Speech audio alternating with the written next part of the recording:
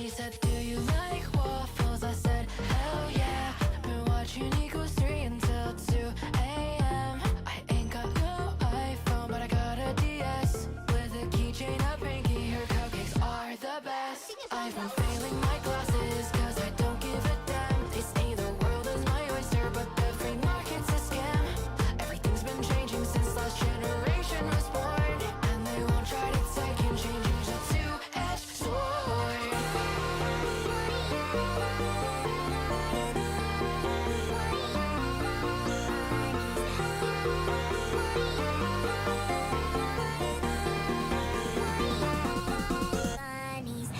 I'm the antonym of the internet, still cleaning up the viruses that you had left. I think I'm falling in love again. Don't stop until you. I'm the antonym of the internet, been fighting on new grounds over if my love is valid. Fuck the cynicism, let the colors fly. Don't care, you think it's cringe because it's not your life. It's never too late to fall in love with the world. Your past is not today, so set your stride with a twirl. Yeah, we've all made mistakes before, that's the fact of life. But once you restate your heart, you'll be just fine. Now it's your life, you say it's all mine, all mine. Revel in your friends and hobbies, let your heart speak. Wanna drift to say some shit, just block that internet freak.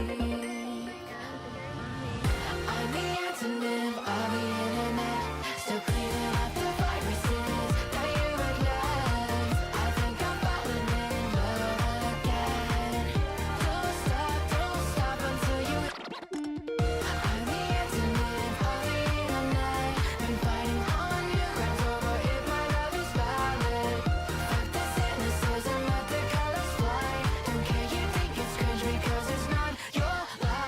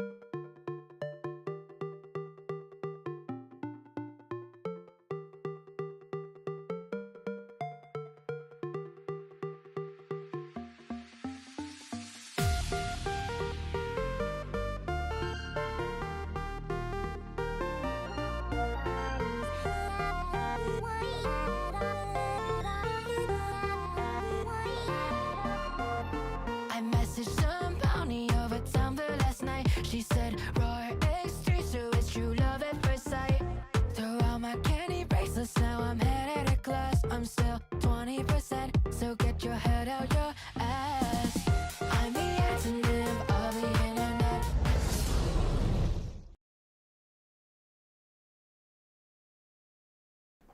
Alrighty, let's go ahead and get started. So, we're back with Drakan. Now, I know I said I was going to try Drakan 2, but for a few reasons I decided not to. First off, I hate letting a game get the better of me like this. It drives me mad in the back of my head. Hello, Code and Assembly. Hey, Dio. Good to see you both.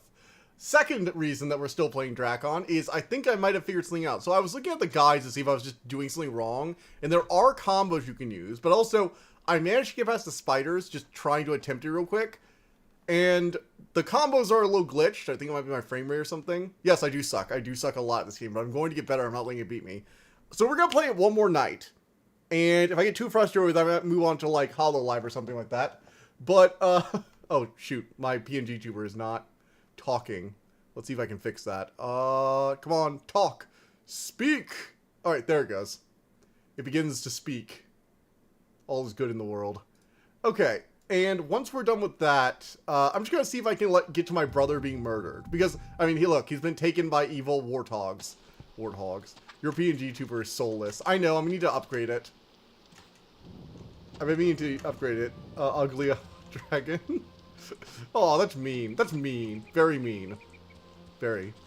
Actually, it's nice. This game doesn't require numpad really at all, so I'm free to use the actual expressions. Not that I remember half the time.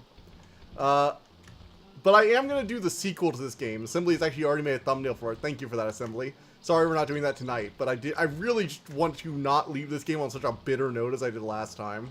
I'm not mean, remember, just truthful. But yes, we have cleared out the spider cave, and he gave me a talisman that will apparently unlock something. And there's one of those Lith Blanca looking motherfuckers. We're going to go and kill those.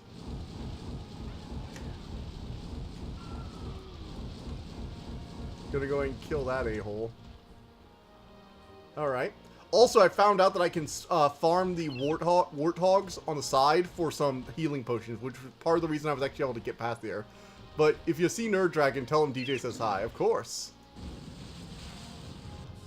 Apparently, the warthogs on the side of the here will actually drop healing potions sometime. So, blasting them and then going down to ground level to grab them is actually probably a good way to get healing items.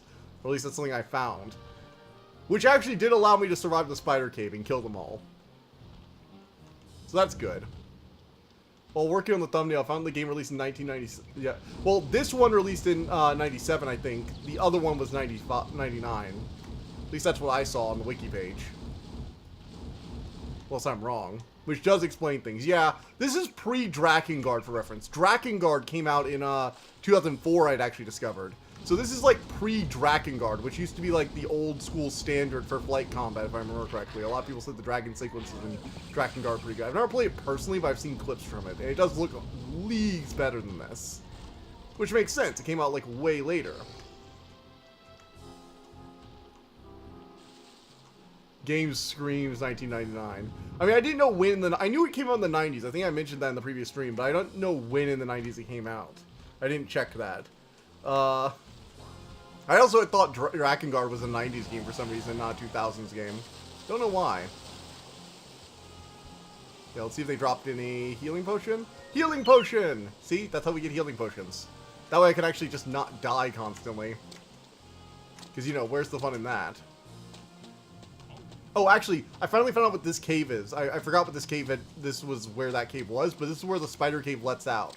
Once you destroy it. You even use a seesaw thing to launch a explosive barrel in the air to destroy some rocks to cave in the spiders. Which is kind of cool. Have fun playing the game, goobers. I will, DJ. Don't worry. You'll always be here later. Watching. DJ from the future. I apologize for my shitty gameplay in advance. Holy shoot. Yeah, we're gonna back up.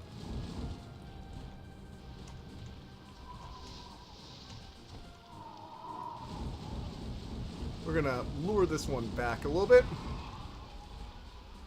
Wiki says this game was released in 99. Sequels. Oh, I thought it was released in 97. I might be getting that wrong. Maybe I'm just confused. I did look it up yesterday, and my mind has long since gone. Actually, oh DJ, you're also gonna get your shitpost. I was in the middle of doing the Umbrella Academy review, and I sort of got consumed by a random thought for a short, and so I made it. And it's gonna come out right with the Umbrella Academy. I'm going to use the thing to link the video to link the video. But yeah, shitpost. It uses the Klaus thing from the new Umbrella Academy season, so it's gonna be interesting. I don't know. For some reason, I just like couldn't get the idea out of my head, and even when I implemented it, I was just like, you know what? Let's have some fun. So that's gonna come out probably tomorrow evening. I still need to make the thumbnail for it, so I don't think I'm gonna be able to do that in the time I have after I finish with this game tonight. But I might be able to get the thumbnail done.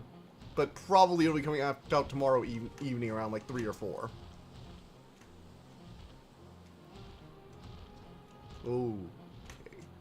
I do feel like they kind of made this area to be flown through quickly, not so much explored on Dragonback, but I do need to find, where was I remember I ran into like some stones, like some stone thing that had the keyhole. Shitpost time. Baby wants his bottle. Well, you're gonna get your bottle. You just need to wait a few more hours. Snakes confide in me, TDL. Really? What has Assembly told you? Also, what has those dastardly snakes told you about me? I assure you it is all lies. Any thoughts about our TTRPG session?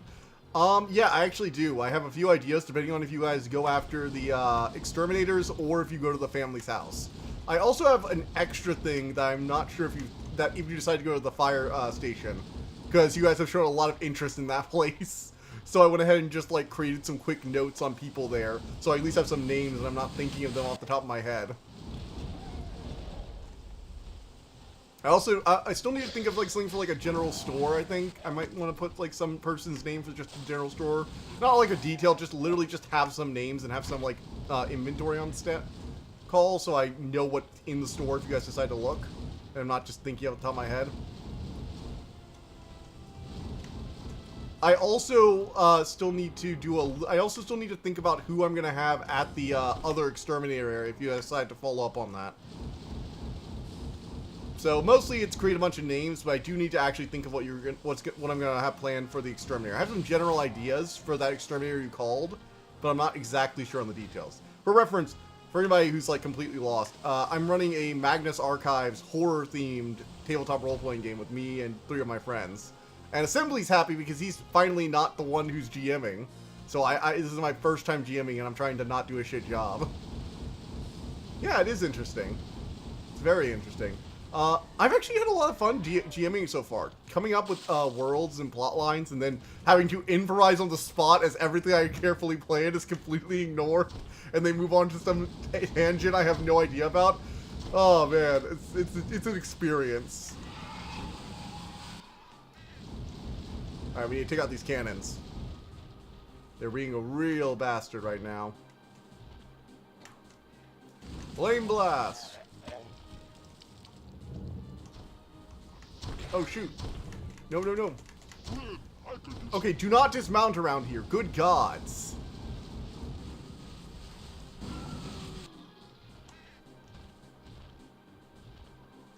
Dismounting around here is a good way to end up dead. My advice to everyone, you'll never travel far without a little big star. What? I have no idea what you mean by that. Oh, and I'm out of healing potions. Shoot. I need to find more of those stupid Tor things, and maybe there's a healing potion on this one? No. Healing potion? I feel like I'm a guy on the side of the road asking, healing potion? Oh, wait, I think that's the healing. Yep, there's a healing potion right there. Okay, well, not if I got... dismounting. Look it up and find out. I'll wait for you here. Okay. Let's go. Little Big Star? Do you mean like Little Big Planet? Is that like a Little Big Planet reference? Little Big Star. Oh, it's a singing contest. Okay. Oh, that makes sense for you. Oh, also, I've been watching that Mushi show. I like opportunities to talk to characters for info instead of rolling charisma. Yeah, well, I just feel like it's more natural that way. Like, don't get me wrong, if you're trying to persuade them or lie to them, I might make you do it. But, like, if you're just asking them questions, I'm going to let you ask them questions, and if it's reasonable, I'm not going to do it. If I don't think they would want to, I might say, hey, I don't feel comfortable talking about that, or some equivalent, and then you can try and roll to convince them, maybe, to be extra charisma. But I've always looked at charisma as, like, that's for, like, extra persuasion, not just, like, general conversation. Big Star. Look up Big Star 1972 and the replacements Alex Chilton. Okay. Little Big Star. Big Star 1972. Let's see. Big Star 1972.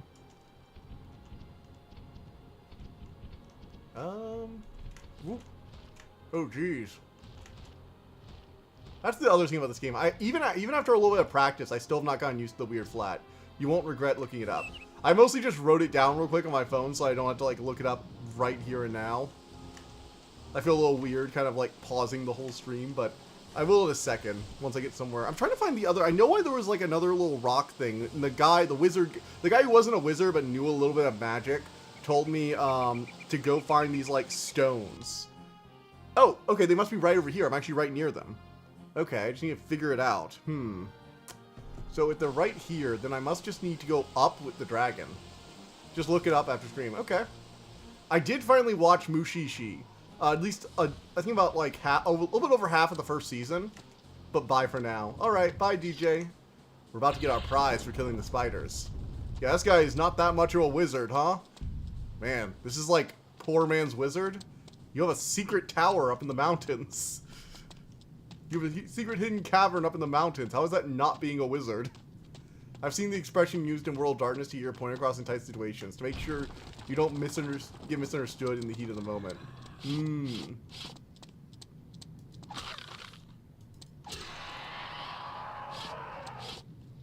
Alright.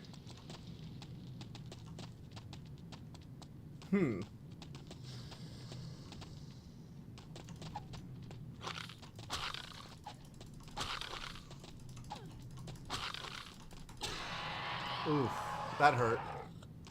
I'm a little damaged. Oh my.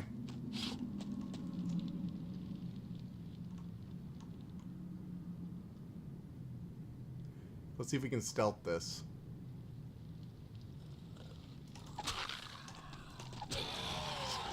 Alright.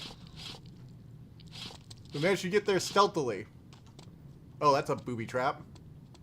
Hey, healing potion. To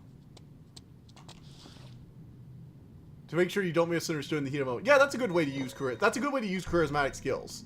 Basically, in a place where you could understand you were trying. It's sort of like how I don't make you roll strength to pick up every random object off the ground. You know? I mean, I'm sure there are people who do that. They're assholes, but...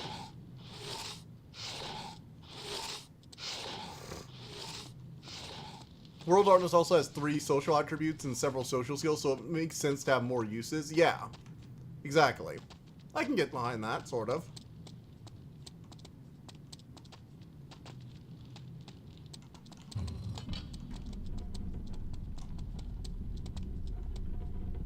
Alright, that felt like a trap, and it's weird that that is the key, a way to open the door.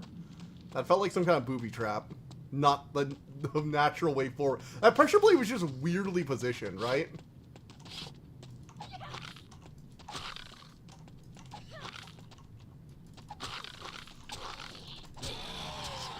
Ugh, lost so much health. That's not great.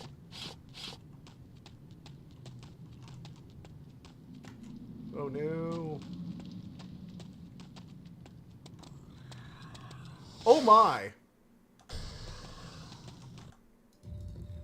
Alright, we're gonna go ahead and make a new save real quick.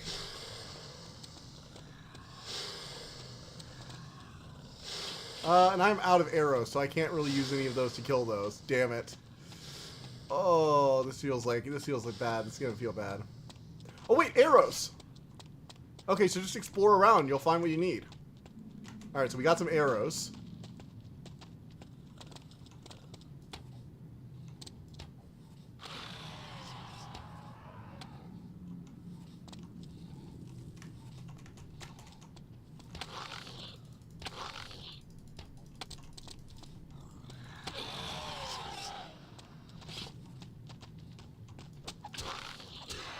Okay. Got it. Look at us go. Wait, there's another one? I hear growling.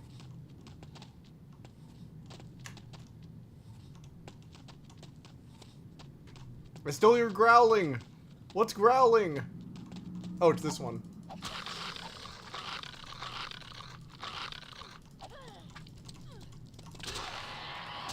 Ugh. Alright, well, we got some more health potion. That's a weird thing with this game, though. Whenever I go into a dungeon, I feel like I'm getting a little bit of good stuff, but I don't ever feel like I feel half the time I'm just exchanging health potions for new items. That's really what it feels like. It doesn't necessarily feel like I've gotten better, per se. It's like I've come out ahead. It feels like I still lost something whenever I do a fight. Oh my god.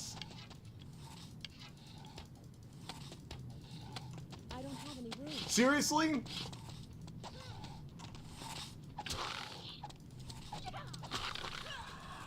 Ugh. The arrows were so accurate against the spiders, and now they're just missing.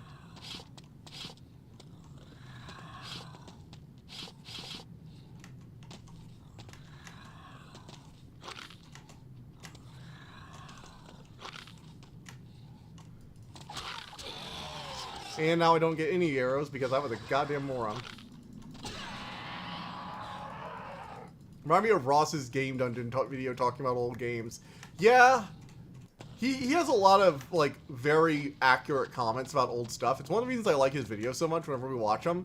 Because he really does know what he's talking about with old games. He's clearly played a lot of old games. Ooh, a new sword.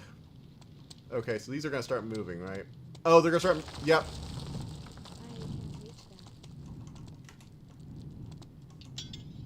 Alright. Oh my god. Holy shit. I've got a flaming sword now. Okay, well maybe this will be helpful. God damn. Talk about... Okay, never mind. This feels like an upgrade.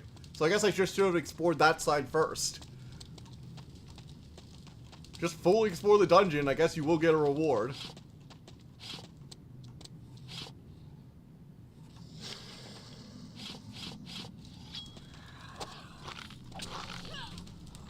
And you still get bit. My gods. My boy. Alright, maybe I should go back here before I got...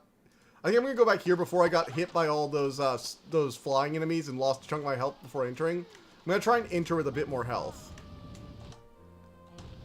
So let's head back to this save. And try and enter the level with a bit more health.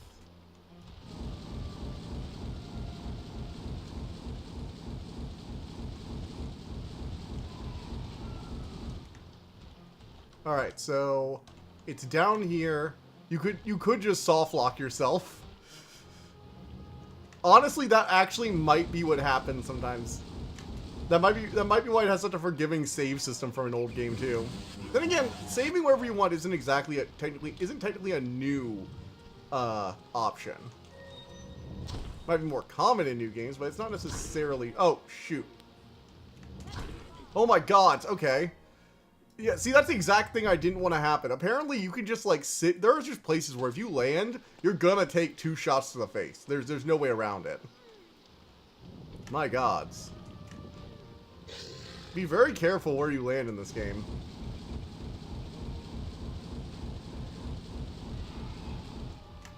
Alright, we killed the Lith Blanca. I know it's probably called something else, but I'm calling it a Lith Blanca because it looks like I'm a Lith Blanca. And I'm an Aragon fan.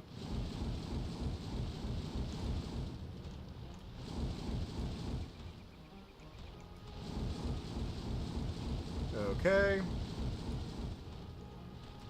Come on. Finally. We'll flame this one. He dropped a health potion, so he might again.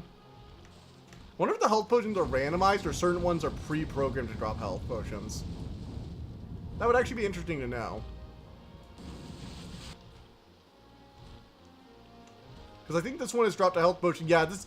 I think it's pre-programmed. I think some of them are pre-programmed to drop health potions. See, I got one from him 3 times now, from this specific one at this specific place. That seems to indicate the health potion drops are pre-programmed. Which is nice in the sense that you can't get randomly screwed over, but also annoying in the sense that, like, that means there's no farming for them. You just have to find the specific ones that actually drop health.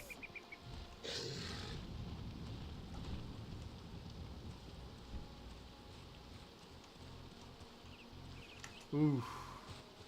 Softlocks in older games were kind of nuts, though. Softlocks are kind of rarer now because it's really, really easy to just patch in an exploit or patch in a fix for it. But I remember the old Pokemon games had some really weird ones. I think even Brilliant Diamond and Brilliant Pearl had a softlock for a bit. I think they patched it out, but, you know, I think it was there. So it's not a programming thing we've entirely gotten around. It's more we can just fix them after the fact. Also, I found out about the alternate fire, which is really nice. That's actually very helpful. The spray is really nice when you're trying to just, like, kill the small little enemies. You go on. Okay, and I think this is around the place. Yep, the stones are right up here. So I'm going to save before I enter with a bunch of health potions, and that should help me actually get through this. Okay, let's go ahead and save here. The flaming sword is cool, and it has a lot of health. Like, a whole lot of health. That's the main thing that's been really annoying my weapons, is even the powerful ones I have to conserve, because there's just not much durability to them. Like, they have a lot of max durability, but this is like 23 out of 75, 7 out of 75, and the only indestructible one only does like a third or half of the damage, or a fifth of the damage.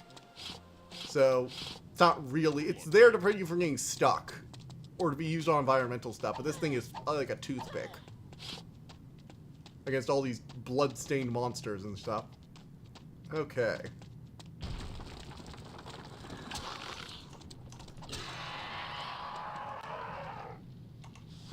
Alright, pop a health potion. I wonder if you could sneak past it without activating that. I haven't been using sneak that much. I'm almost wondering if I'm overlooking something. I did read a guide that said a few things about the game. Ooh.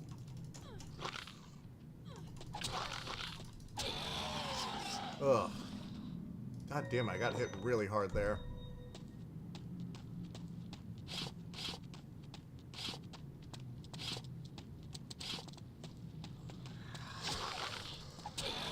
Alright.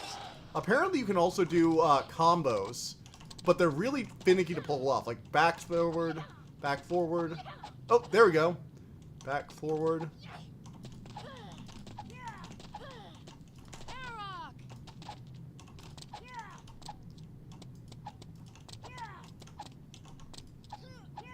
Oh, is it back, forward? Okay, forward, back. Okay, I think you have to, like, fully stop for the combo.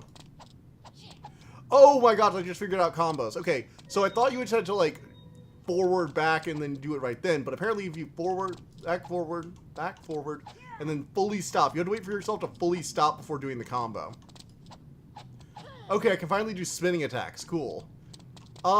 They can hit multiple times without needing to wait for a refresh, which, considering this weapon can, like, one-hit some of them, can be nice. I know that the pointing one gives you reach. So, like... that gives you a bit more reach on your attacks. But you do have to walk forward towards the enemy, which makes it a little awkward. So I'm not sure how good it is. It probably depends on, like, what weapon you're using. I know the spinning attack can be good for hitting multiple enemies when they're surrounding you, but if you're kind of being surrounded by enemies, given the health system, you're kind of already screwed. Just saying, unless you have, like, a really busted weapon.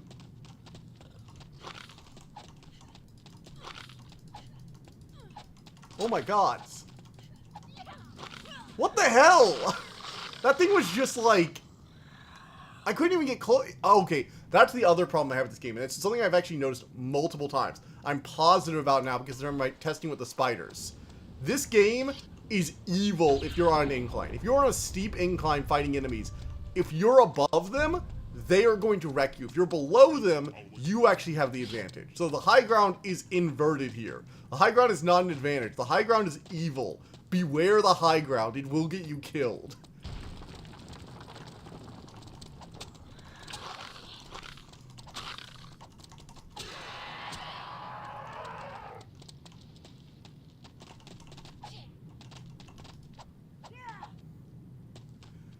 Alright, let me try to use one of the combos. It's really hard to pull off, though.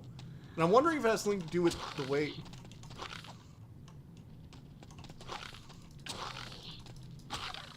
Well, I got the...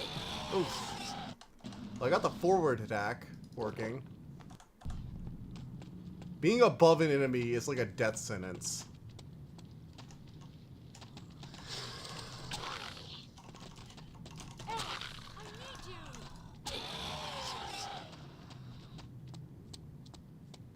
Oh my god. Oh. Well, I brought enough health potions this time, and I had enough starting health that I think I'm going to be able to tank through here. But I don't feel like I'm, like, winning these fights. I feel like I'm tanking through. Like, every fight has a set amount of health that, unless I'm lucky, I will lose. And I'm just, like, still trading, you know? Trading health for win. I still don't really feel much better about that. I think that fight, for example, was worth the health potion, because I lost less than the health potion gave me. But, is that all that is? Just gotta be happy there are enough health. It feels like they almost, like, planned it that way too?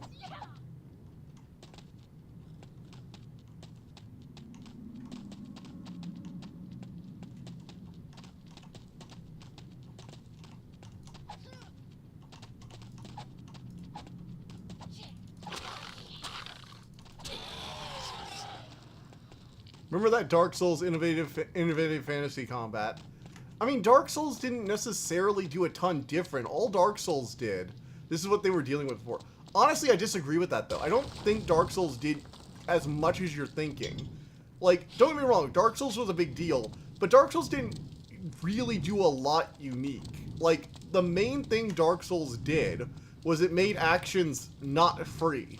So in other fantasy games, they've even shown me this. I've looked at, like, Devil May Cry, for example, compared to Dark Souls. And the main thing with Dark Souls is everything you do has a period of time where you can't do anything, like you can't cancel out of it.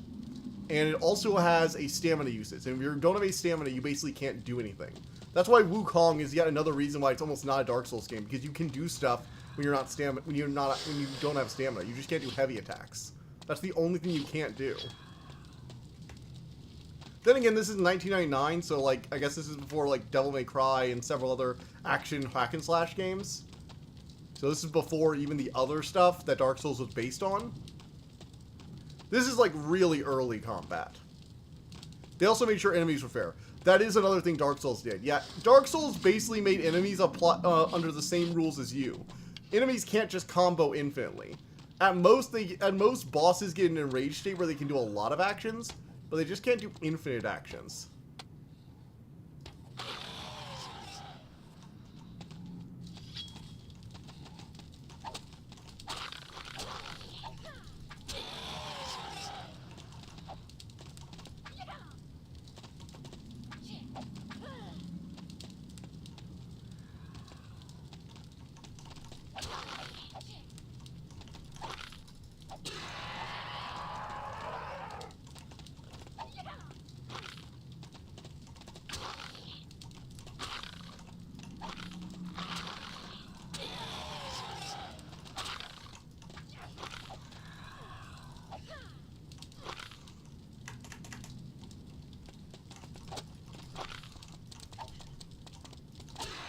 Oh my god, barely survived all that.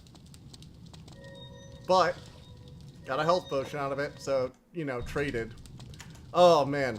Again, this game just feels cheap at times, like really cheap. Although, I'm not sure how much of it is the game design and how much of it is just like, they were limited by what they had.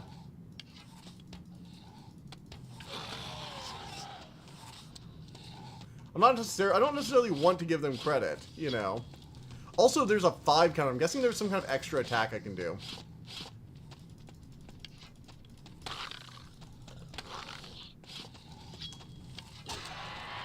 Okay, got it.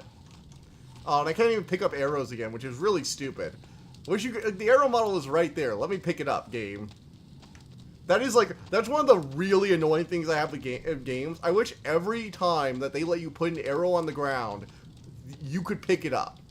Like, if your character overlapped with it, you get to pick it up. That just seems fair.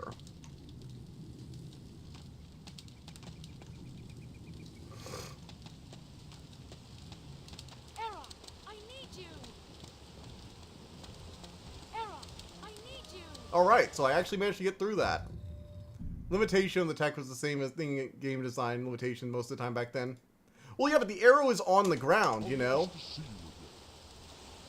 Although, to be fair, yeah, you're right. When it comes to, like, the attacks not working half the time, it's like, that, you can't entirely blame that on them. A lot of games were kind of glitchy or off like that. Era, come here. Come on, Dragon.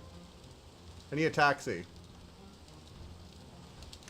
Anything exciting happened while I was gone? Well, I have a flaming sword now, so that's pretty cool. I'm guessing it probably has, like, a flaming wand spell that I can use 5 times, but I'm going to keep that extremely in reserve for when I actually need it, like a boss fight or something.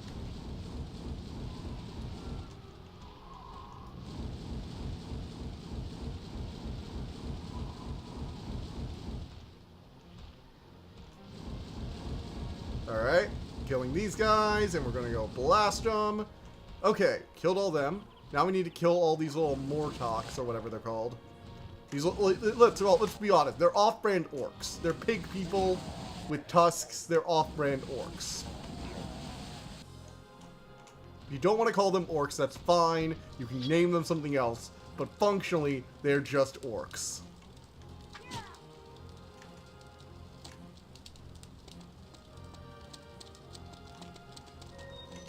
Oh, thank goodness. Another healing potion. That's good. Sometimes they have the tech, but it doesn't mean the game design is there. Yeah, I mean, this game clearly looks good for its age. Like, for the 90s, this is still really impressive. Now, you can tell that... I won't say it's an impressive open world, because, A, the open world is very empty and basic, and they're clearly hiding a shit ton with the bloom. Like, you can catch up to the fog sometimes. It's very clear they were using the distant fog to hide render distances pretty harshly. But, like, that's still really impressive. I wonder if it loaded... I wonder how this played on, like, 1999 computers. Like, I wonder if it actually loaded well, and the fog was limited enough, or if this actually made computers chug. Because the dragon's texture actually looks good. I know it's low res, but it's good low res. They made it work. Like, you can even see some, like, rips in the wing. It's not just, like, a smooth shape.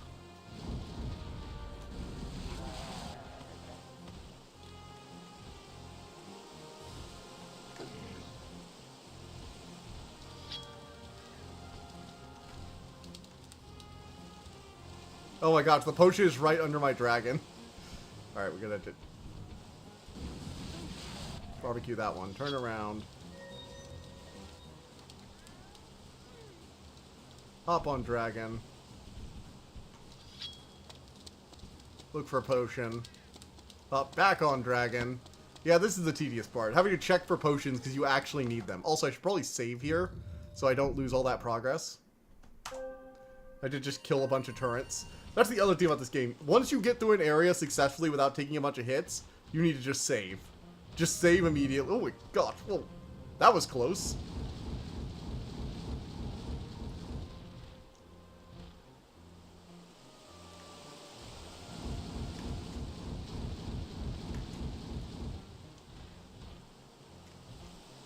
Alright. Let's see. What else do we have? I still don't know how to open that door. I thought I would get a key for that door or something after doing all that. Maybe I have to find like something else around here. So there's a door, but it also has a banner over by that cave. And I'm guessing I need to go to one of those places. But I'm still going to investigate all the stuff because I've missed a few things already. So I think it's a good idea to like land every once in a while and start checking around the area. Alright, no potion. Come on, dragon. Let's go. Let's go. Also, the only two voice actors I could find for this game were for the main character and for the dragon when I looked up IMDb. So I have to assume that they're actually just doing the voices of all the other characters. And that does look like the symbol on that banner, so I'm guessing we have to go... Yeah, we probably have to go get the key to that place at wherever that banner is.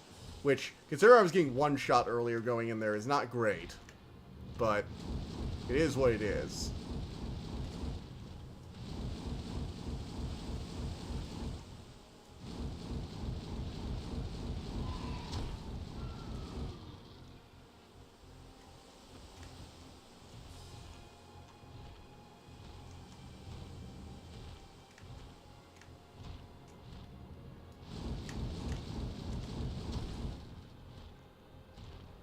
All right. Yeah, I can't get high enough to go over that, which is BS, but, you know, limitations. All the manual saving breaks my immersion. I played Fear a few years ago and it had manual saves. I felt like saving after every fight, after exploring every room and undercut the tension. Yeah, especially in a horror game like Fear. I know Fear isn't just a horror game. I wonder, is there a quick save button?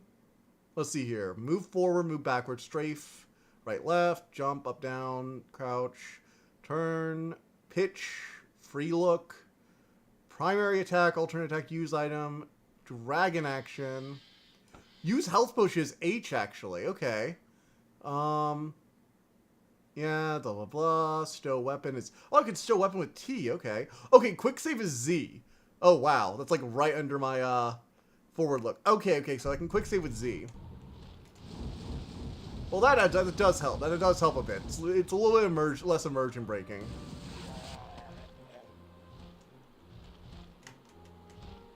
Also, I've run into that bug a few times now where, like, if I save or load a save in the wrong time, it'll cause that ringing to play constantly. The alternative was replaying the same fight or collecting the same items in a level. Yeah, that's a problem horror games have it in general. It's a really difficult one to get around. There's no easy answer to what do you do about difficulty in a horror game.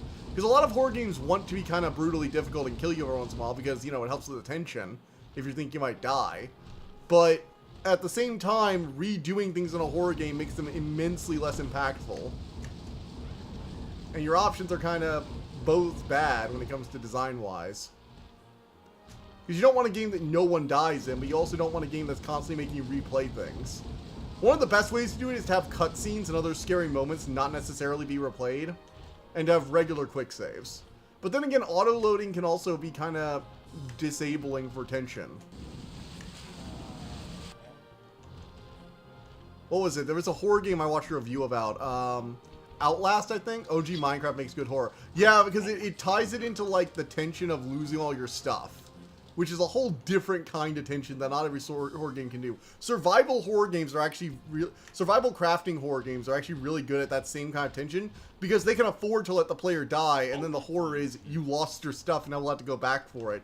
And having to replay all that stuff again to get to your stuff can be just as terrifying in a different way. You lose your items when you least expect it, exactly.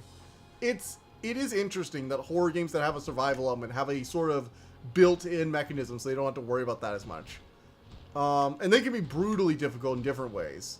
Like, what was it? The vampire game where I lost my items. It's like, I wasn't even scared of most of the monsters. I was scared of the fact that this big monster could make me lose all my stuff and have to jog all the way back there during the daylight when I was weakened and maybe gonna die or almost destroy myself every few seconds.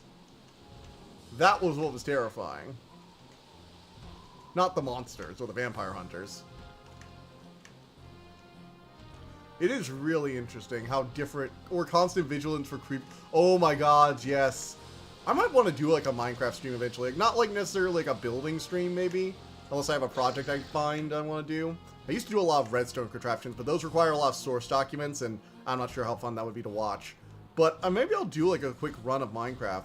You know, maybe some hardcore stuff so the tension is even more there. God, hardcore Minecraft made me terrified of creepers. Like, I didn't even want to fight them. Even once I was equipped with, like, iron gear and I'd usually go fight creepers, I just didn't want to deal with them. I would run away. Alright, we're gonna quick save. Because creepers were just so devastating, you know?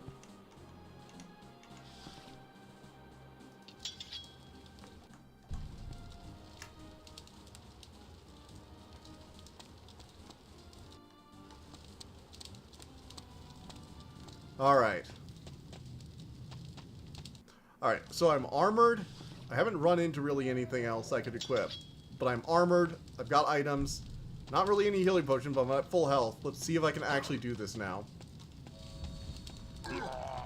That thing was killing me, so I thought it was precedent to use an actual spell. So I used one of its 5 charges for that. I hope that's not going to screw me over. Was filling out the map. Yeah, actually, that's going to be even more fun now. Apparently, there's, like, really cool things you can do with maps to create, like, secret rooms, too. So you could, like, create a big map wall and then hide a secret room behind it. Which is really interesting.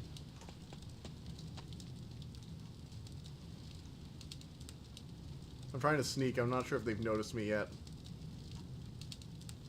I might have to use another spell cast. Yeah, I probably am.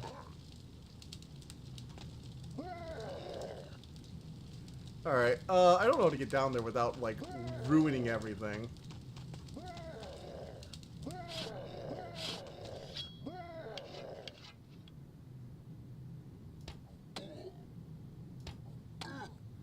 Can I kill one of them? God damn it, 3 arrows to the face and they don't die.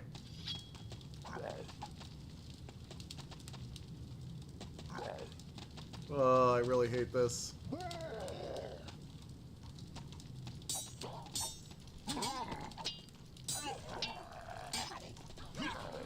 Wow, that didn't end well.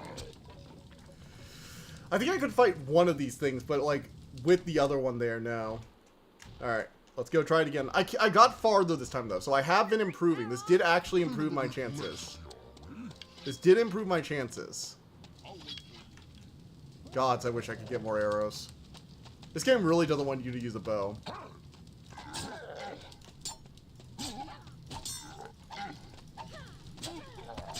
Alright, so if I circle strafe with this weapon, I can kill them. I can do this. I think I've got this now. Or at least I am better at this now. Alright, let's sneak in here. Now, you know what, screw it, they're gonna see me anyway. I wonder if the fire might give me away. I'll equip a different weapon. In case the fire is about to give me away. My god, look how many things there are down there, too.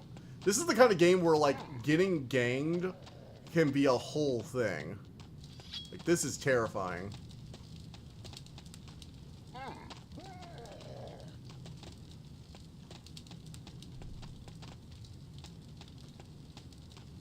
Alright, we're gonna try and lure them in one at a time.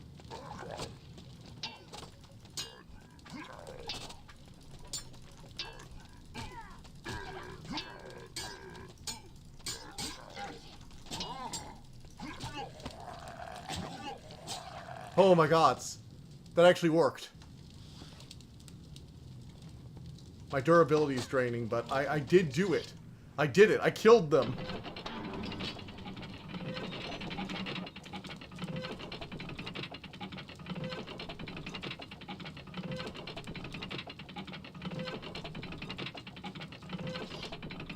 Oh my god. My favorite thing in Minecraft, though, was specifically building really cool redstone contraptions. Like, it really was my favorite thing. There was nothing else quite like it. Watching some of the things you can build just go off in that game.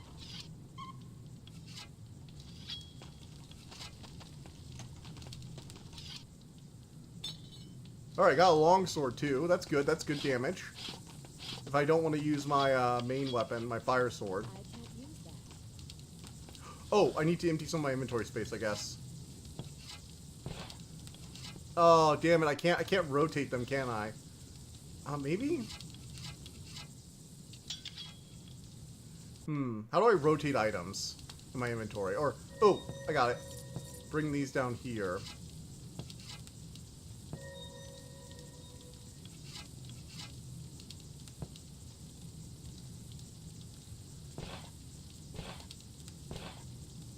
Okay, so maybe this will do it?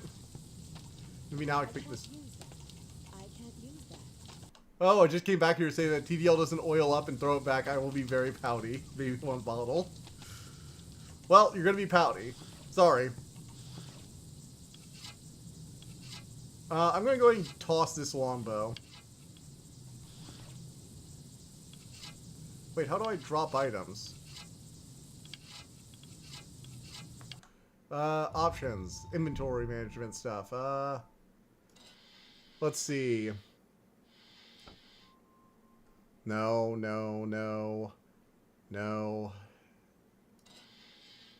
Let's see here. Inventory, stow weapon, previous weapon. Oh, can you not drop a weapon once you picked it up? How's the game going? Oh, it actually is going! I managed to get past the part that stumped me last time, so that's good. Oh, there it is. Okay.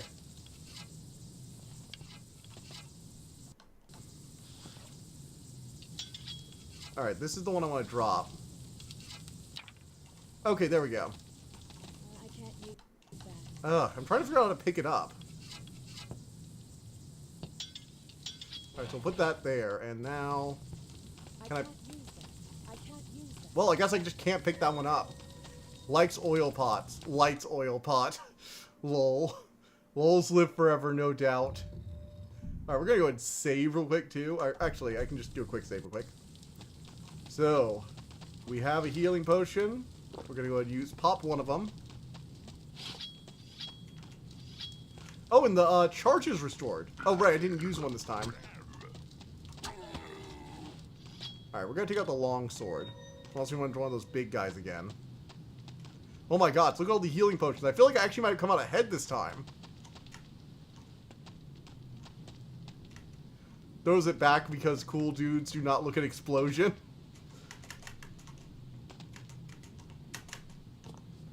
I backflipped off the wall. That was actually kind of cool. Okay, I gotta admit the immersive backflip jumping like that. So I backflipped onto the slope and then jumped up onto this crate. That was actually, I gotta admit, that's, can I do that again? Can I do that in this confined space? No, I can't. I can only do it on slopes. Okay. Oh, that would have been so cool if I could do that regularly. That was sweet. Assembly. TDL, if you don't make an OnlyFans account, your Drakan will explode. Assembly exactly. Oh. I feel so hated on. A mithril longsword. 15 AP.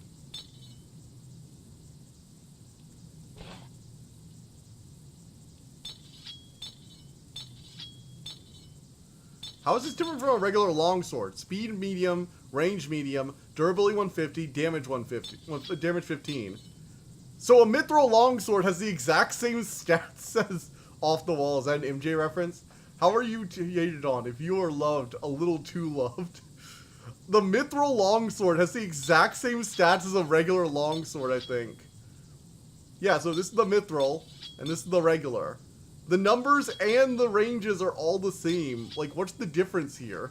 Is it just prettier looking? Oh, look, it has a gold hilt. I hate it when games do this. I'm sorry. I hate it when games do shit like that.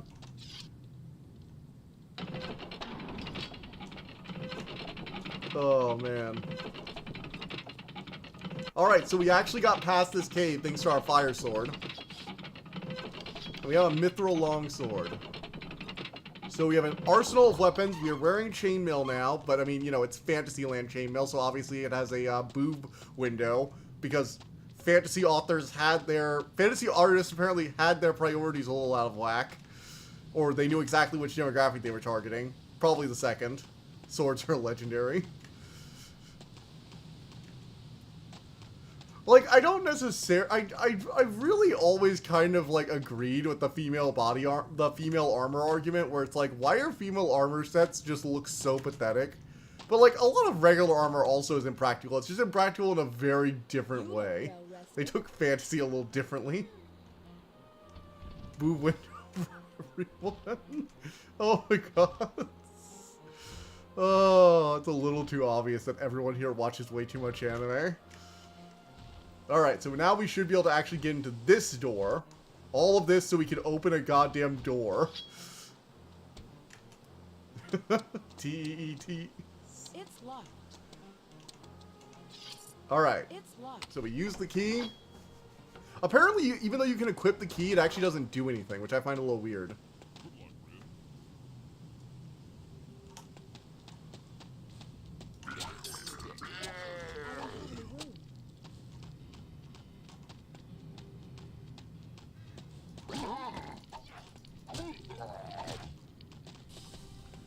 Alright, let's drop some of the less useful items. Let's see here. That does 25 damage, so that's useful.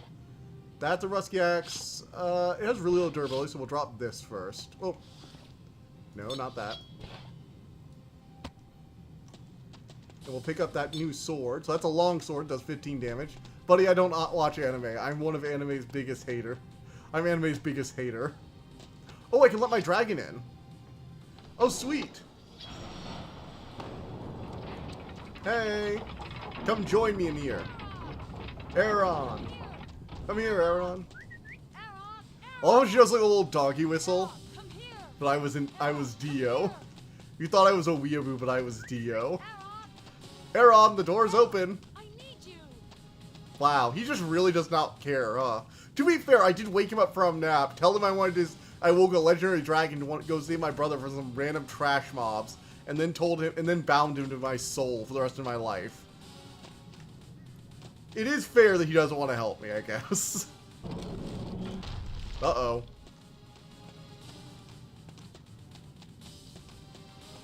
Era, I need you.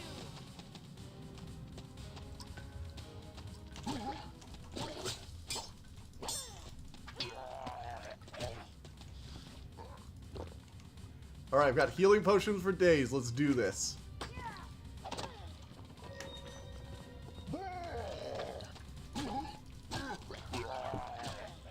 We got him.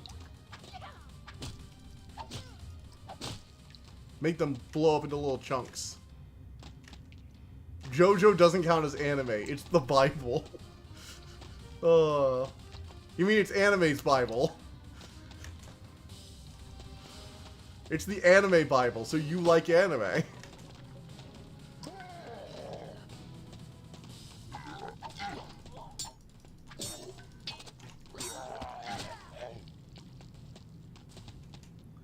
I want to get Parasite manga for Christmas. So you are a weeb. We've explained this. This makes you a weeb. You are indeed a weeb. I'm pretty sure my parents, who don't know, who can't remember remember it from the last time I explained it to them, think it is. You don't want to see me rage. Oh, is it? I don't want to see you get angry because you turn into the Hulk or something. Oh no. That was not my brother. That would kind of suck, huh? It would be a really disappointing way to see him dead. No, I'm not. I am something, not a weeb.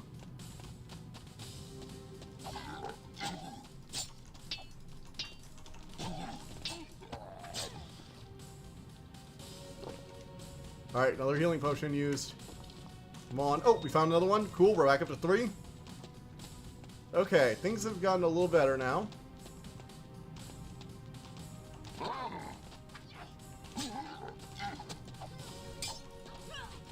Oh my. Well, that charge attack hit me too hard. I'm something because I'm a Beatles reference. This is why I regularly save, though. Maybe I can avoid that pitfall now.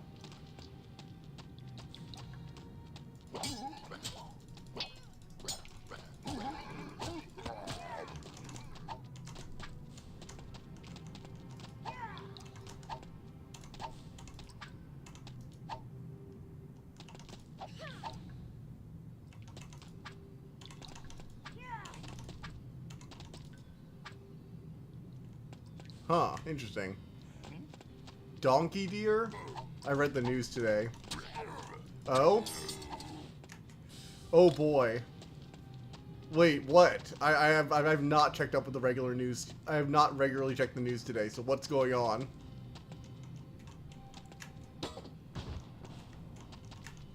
Oh, there's no... I don't think you can avoid it. I think there's an invisible wall that stops you from avoiding it. That kind of sucks.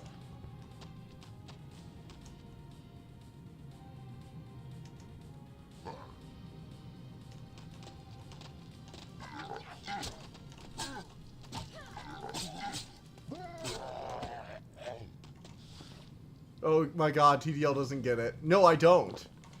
Horse deer, baka. Oh. Got it. Sorry, I still haven't gotten to kanji. I have been looking through the hiragana book you gave me, though. I've been reading about how they make breakfast.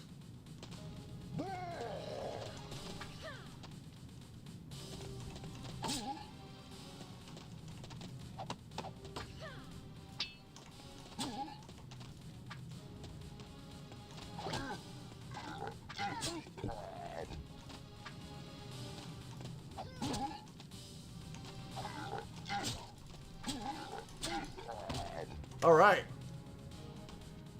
Got it.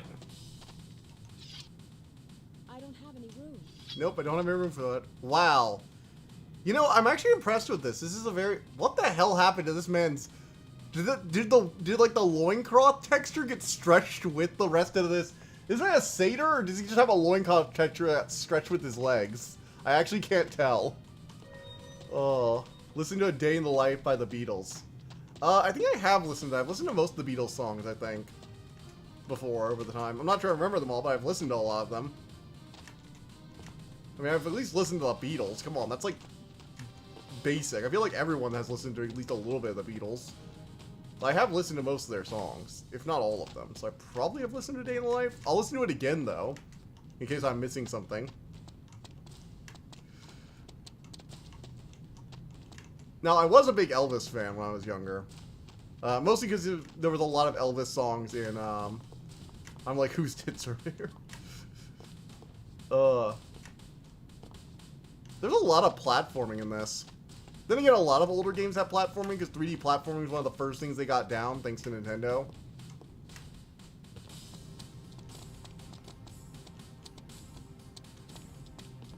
Have you seen Beat the Beatles? No. I have not. Is it some kind of Beatles parody?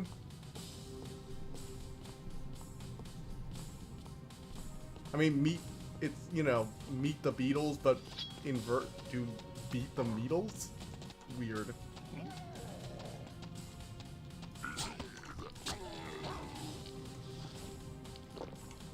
The Brittles is my favorite band, something like that.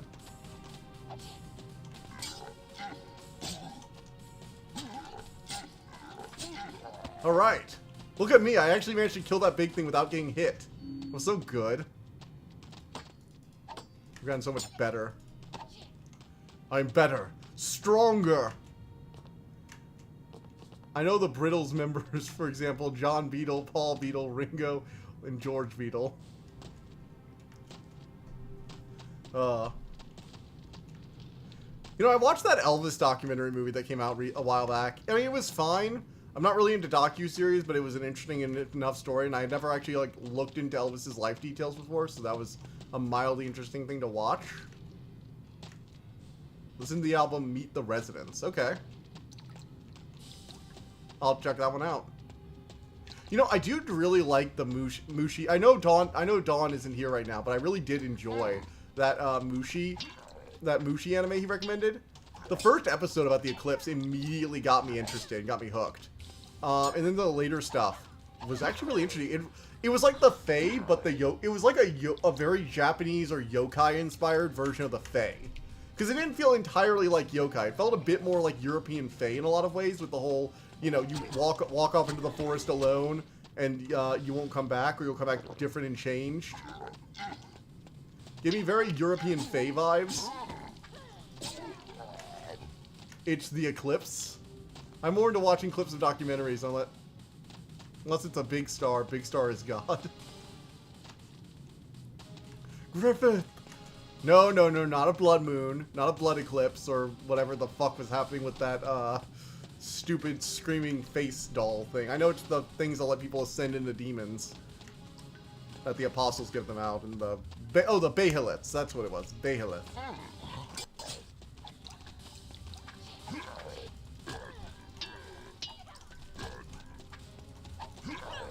Okay, I should probably pull out my flaming sword for that guy, huh?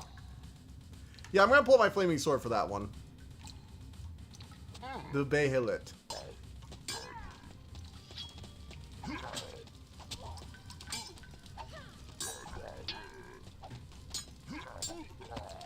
Okay. Got him. Baylit. Sorry, Baylit. Sorry. It's been a while since I've watched it, and I've read the manga more recently than I've watched the show. Mostly because the latest Berserk anime was, look, I won't say it wasn't, I won't say it was completely redeemable, but it was pretty bad, visually speaking. I think because I had less attachment to the series overall, I was appreciative of it more, because I just wanted to see the story continue. But at the same time, when you're compared to the old Berserk, yeah, it was pretty bad compared to the old Berserk.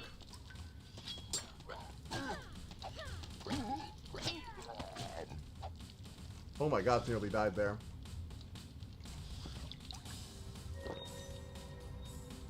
Alright, let's pull out this indestructible blade. I love how the main protagonist's weapon is literally indestructible, but Mithril isn't. It's like they haven't even read Tolkien. Pronounce it right, you sorry suit for a dragon. It makes you feel better. My pronunciation on most fantasy terms is really horrible. God, the amount of things I mispronounced in Bionicle, which is a series I had read backwards and forward. That's the thing with the reading. Actually, I saw a really interesting short the other day. It's like, you read stuff in your book, and then this is how it's actually pronounced, and you're just like, what the hell? Oh no. I feel so cringe.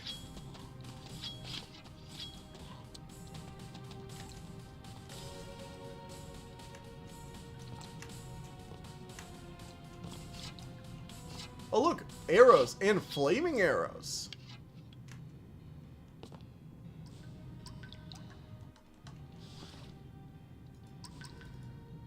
So I can collect flaming arrows now. That's kind of cool.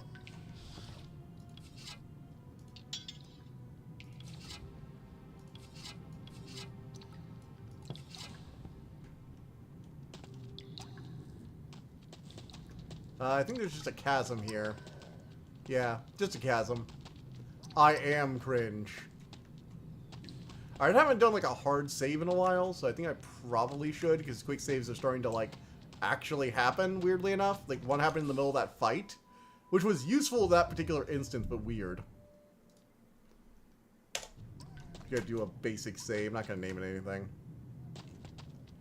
I heard a man pronounce scaffolding as scaffolding. Scaffolding.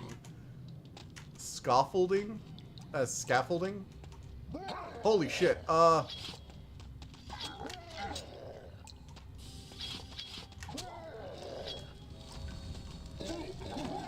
Yeah, I think that one deserved the use of my sword.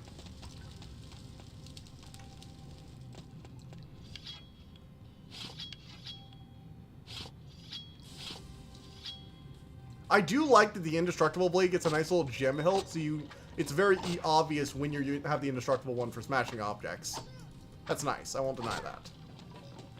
Yeah, pretty close. Pretty close. That is a very weird way to say it, but I've said like fantasy terms in just as bizarre manners, so I can't really judge him. Well, I guess that's a fantasy made-up term, and this is a term that exists in real life, and he could actually just look at the pronunciation to if he was unsure. And I'm assuming he didn't, you know, first speak it when he was streaming, and maybe not wanting to look things up then, so maybe a little judgment, I guess? Okay, there must be something. Can I, like, knock down a bridge using the flaming ones? Let me see here. Alright, let's go to quick save. Pop a healing potion. I guess we have to jump into the water. Oh, okay, I thought I would take falling damage, but I didn't. Nope, I do die. Fanfic reading video. Oh my. But which one to choose? You know what, I'd probably choose Hitchups, partially because it's good and more people should read it. I'm not joking. I'm actually gonna one day leather bind a copy of Hitchups. Like, I'm gonna print it all out on good paper and actually get a leather cover for it, because it's one of the few fanfic stories I actually think is just legitimately good. Not even with qualifications. It's just a good story that works as its own thing, even separate from the original. Not completely, because it is like, hey, up till this point in the movie and then read. But it is very, very good at what it sets out to do. What it sets out to do is be a good story.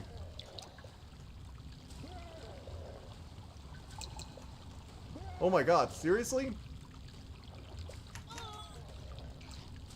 Oh. Me reading fanfic, though. Scaffolding appeared in Rainbow Factory. Alright, let's try shooting this guy.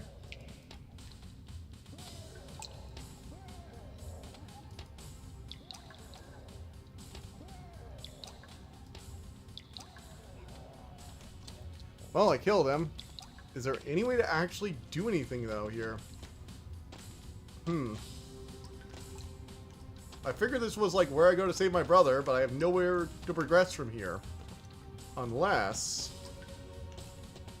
No, I can't push these, either.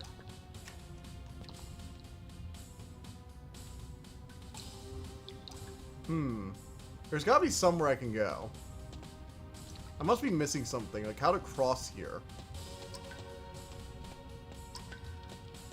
There's some kind of lever I have to shoot? Or maybe maybe there's a divergence in the river. I have to like try and go that way instead of down the main path. Let's try that.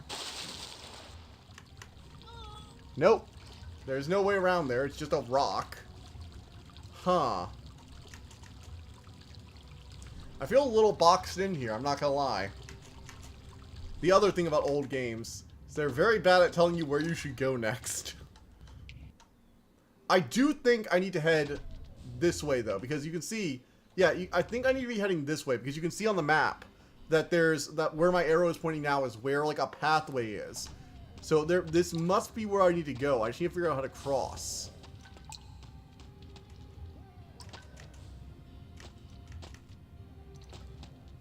There must be something around here. There are all these boxes, but I already got up there to get the arrows. Maybe standing up there again will tell me where I need to shoot the arrows? Yeah, because I don't see anything in here that'd be that useful.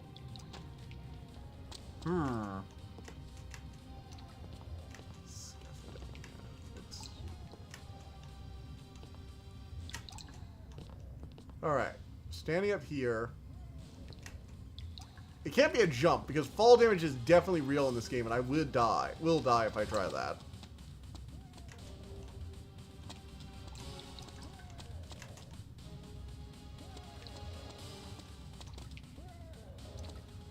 I can't outswim the river. I don't think.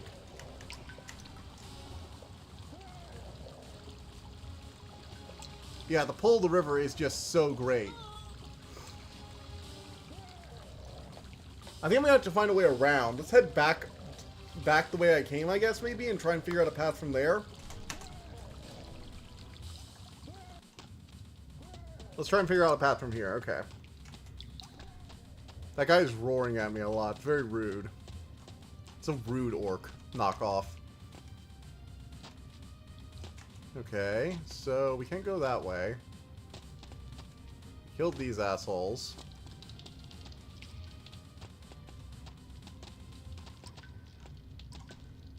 Pulled that lever. Opened that door, walked over there.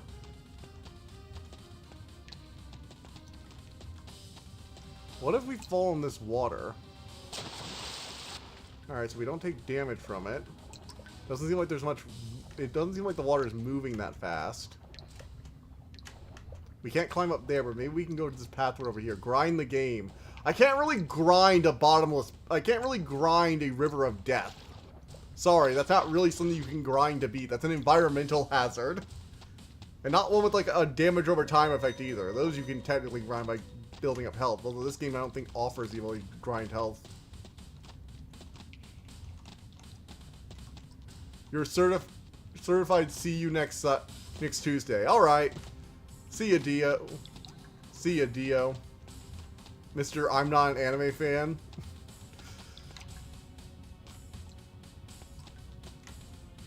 Lol. Oh, whoa, wait. Maybe this way? Well, I've already been this way. Well, there are dead orcs.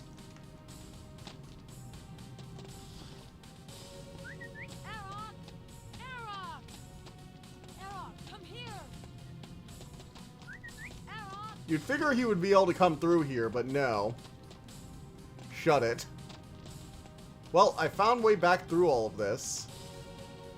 And I got up there.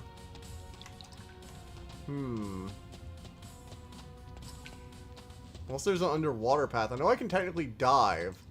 But I don't think... It doesn't look like there's an underwater path anywhere over there. I think that's just like a basin.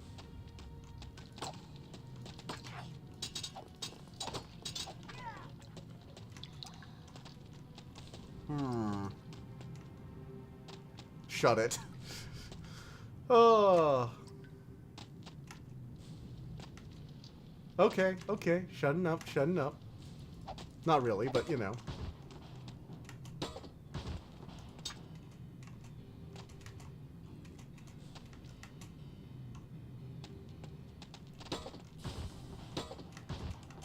Oh my god. Maybe I had to go through there without... Ugh. Now I'm back down here again. Carving up your bodies out of frustration, I frickin' swear. Your goddamn dungeon is such a maze. All these tunnels. All this BS. Well, your body explode in chunks. Thank you. That took a while. Can't really do that for all of you. And I don't think it'll make health potions drop, so I'm not gonna try.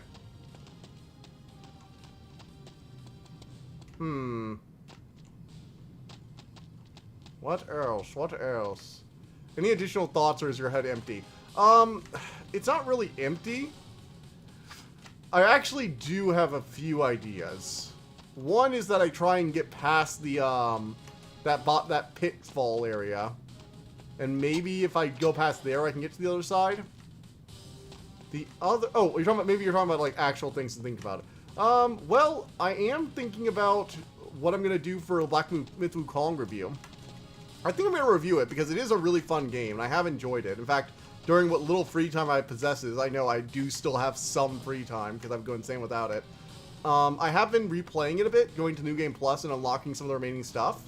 And you're still unlocking stuff throughout New Game Plus, which is actually really nice. A lot of New Game Pluses can feel repetitive, so you don't unlock things, but you do. You unlock the second tier of the talents, which is really nice. So unlocking like another, basically you get to unlock an additional one of the 3 perks for each of the like treasures you get in each act. So like at the end of the act, when you kill the final boss of each act, you get one of those upgrades where you choose 3 things. Well, in New Game Plus, you get to choose a second thing, and you get another talisman slot, or whatever they're called, the relics that you get. So it actually adds to gameplay as the enemies get more difficult. In fact, although it almost makes the game easier than it gets difficult. So in a lot of ways, it's just like making you more powerful as you run through the game. Also, it's one of those games where it is very fair, because now that I know all the attack patterns, I really am breezing through bosses that gave me trouble. The Wind Sage, that stupid rat asshole, died so quickly, and I was so ecstatic when that happened. I was just like, yeah, take that, you overgrown rodent. No killing me multiple times. They didn't even get to kill me one time this run, because I am a god now. Do you hear me? Oh, and it was just like, okay, one second. I need to make sure my PNG tuber is frozen. Oh no. Oh no, he's frozen. Well, the PNG tuber is frozen. Sorry, can't do anything about that. I think it's just not responding. So that's why it just has an open mouth. I don't even know when that happened. Oh, damn. No, I have enjoyed Black Myth Wukong. It's definitely my pick for Game of the Year so far. Not to spoil that or anything, but I think it was fairly obvious which game I've had the most fun with. Although, Lysfanga is a very close second runner. I've been playing a bit of it on my own. It's interesting. I actually got it for the Switch recently, and I've been playing a lot of it on the Switch whenever I have free time. Just because it's like a very portable thing to have with you.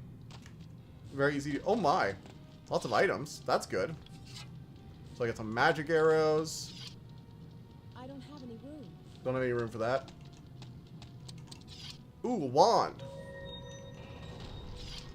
Okay, well we're finding more stuff, so I've obviously not explored everything. Uh-oh. You hear that?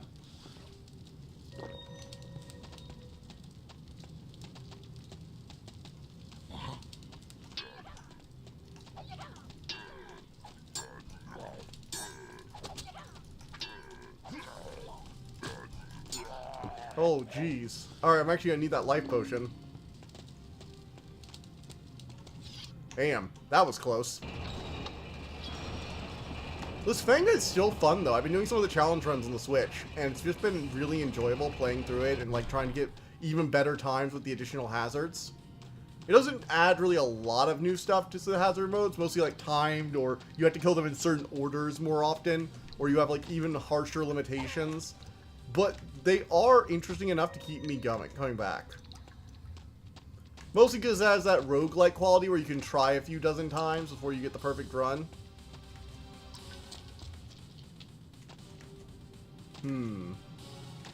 I still don't see any way to get past that chasm. Unless maybe I can, like, block off that river. Maybe I can try. I feel like I should, like, be able to push something to block it off. Like a rock or something to interrupt the river's flow. I just don't know what it is that I'm supposed to be doing. In the spider cave, I had to get on, like, one of those little, what are they called? It's when you have, like, a barrel on, like, one side of a seesaw, essentially. And you step on the other side, and it, like, launches into the sky. Basically one of those. And that's how I destroyed the ceiling on the spider cave to get to the other side. Or to get through that. But I'm not sure that would really work here, and I don't really see anything that would work on. Unless, like, there's something with the fire arrows that I was supposed to do, but I don't know what I could possibly be shooting with the fire arrows. Aside from maybe the boxes? Let me try shooting the boxes with a fire arrow.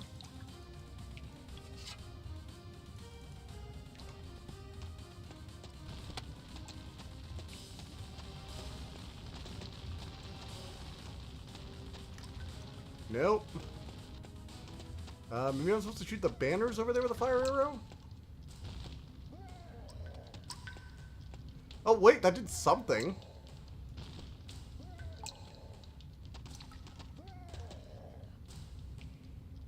I mean, it looks like it did something. Not sure what it did, but it did something. I don't think it actually helped me, but... that's the curse, right? It lit up the other side. I just don't know what else you're supposed to do here. Maybe there are explosive barrels back there? Let's get up to the sledge, see if I can get any explosive barrels. I'm skivity maxing my Gyat Riz and Hyom pogging all over the edge while gooning. And I have lost my sanity. You certainly sound like you've lost your sanity. Then again, you have always kind of sounded a bit like you've lost your sanity, so I'm not really sure that's a change, per se.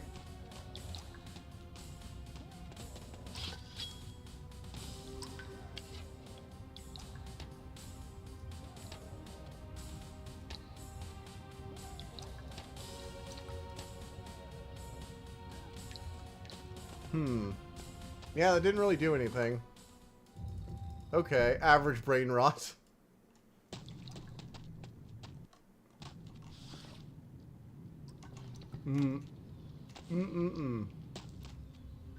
Good old brain rot. Alright, let me check here. Maybe there is something down here that I missed I'm supposed to swim underwater for. Let's see, let's just like swim around here and see if I can find anything under the water.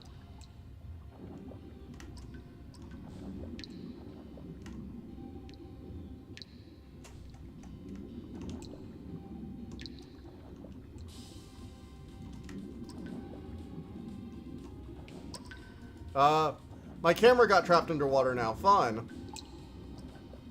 Oh, joy. Well, I don't see any, like, trapdoor or secret tunnel. Water in games is fun. Water in games is generally, on average, torture. Let's be honest with ourselves here. Can we be honest about this one aspect of gaming, please? It's that they have never done water well. Oh my god, it's that... Oh, thank goodness. I finally got the camera out from the water. Exactly, TDL. Fun. Not sure how that's fun, but you do you, I guess. Nope, this is back to the entrance again. Ugh. You know what? I'm looking up a guide. I don't care. I had a guide earlier for some tips on the sword, and I'm looking it up for this. Because this is just like...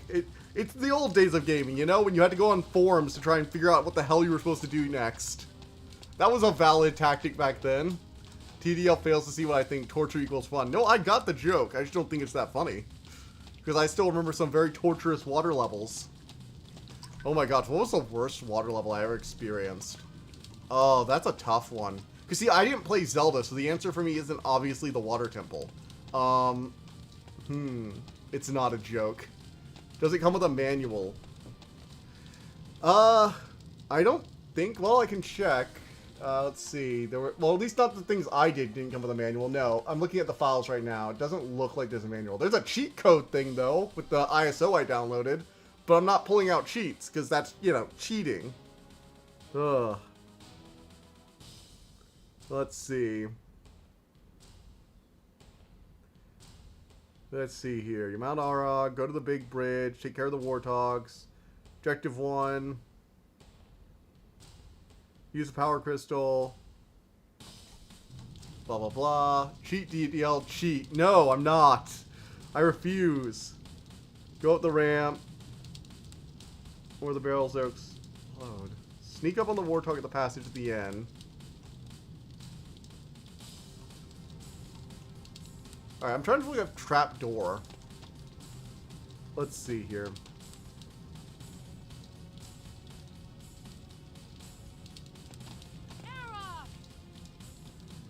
Climb up the ladder and go back to Artog. Turn around, head eastward. The wind gate will be... Oh! Okay, so apparently you can get through. You just can't... Okay, so I think I get it now. So you can bring Artog in. You just have to physically mount him to get in here. I think that... I didn't read the whole thing. I literally just read that part, and I was ready bring him in on the mounted, and I'm like, oh, let me go mount Artog and bring him in then. Because I think that might actually solve my issue. Okay, let's hope this fixes things. This game isn't sexy or quirky enough. Wait, oh. I mean, no. Why? Why would you want that? Ugh. What is it with humans wanting to fuck dragons? I just don't understand. Yeah, you can't really fly in here, buddy. Oh, look, all the enemies respawn the second I left, I guess.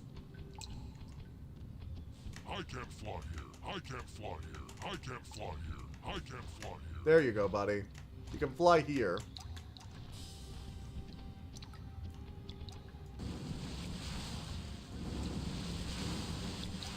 And then he can come through here. Okay, now I got it. So we had to bring him, we had to physically go back and bring him through the cave. We couldn't call him into the cave. We had to actually bring him here. Alright. Well, I guess that makes sense. And then he's immediately like, I can't do anything in here, I'm sorry. You'll have to dismount now. Era, I need you. Erok, come on, buddy. I can't fly here. Erok, I know you can't fly. Damn robot. He's a robot dragon, clearly. Alright, like auto-dismounted me, but I'm just like saying no. I'd like my living flamethrower, thank you. Okay, so we made it through the mountain. So I'm gonna save this as through the mountain, like, immediately. Through the mountain. Oh my god, look at us. We actually got to the other side.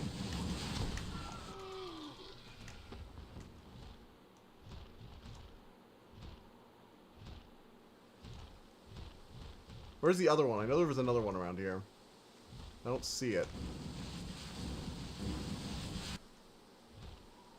Uh-oh. Another Leth Blanca. Lether Blanca.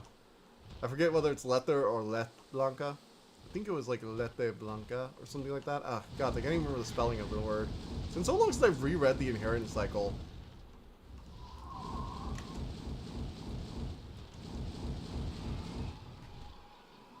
I used to do that like every weekend, and now I just haven't for over, I think, almost a year now. No, I read it before Murtaugh came out. So about a year. I'm trash at this game. No, I'm not, though. I'm actually getting there. Surprise, TDL can read it all. I mean, yes, I do book reviews. Of course I can read.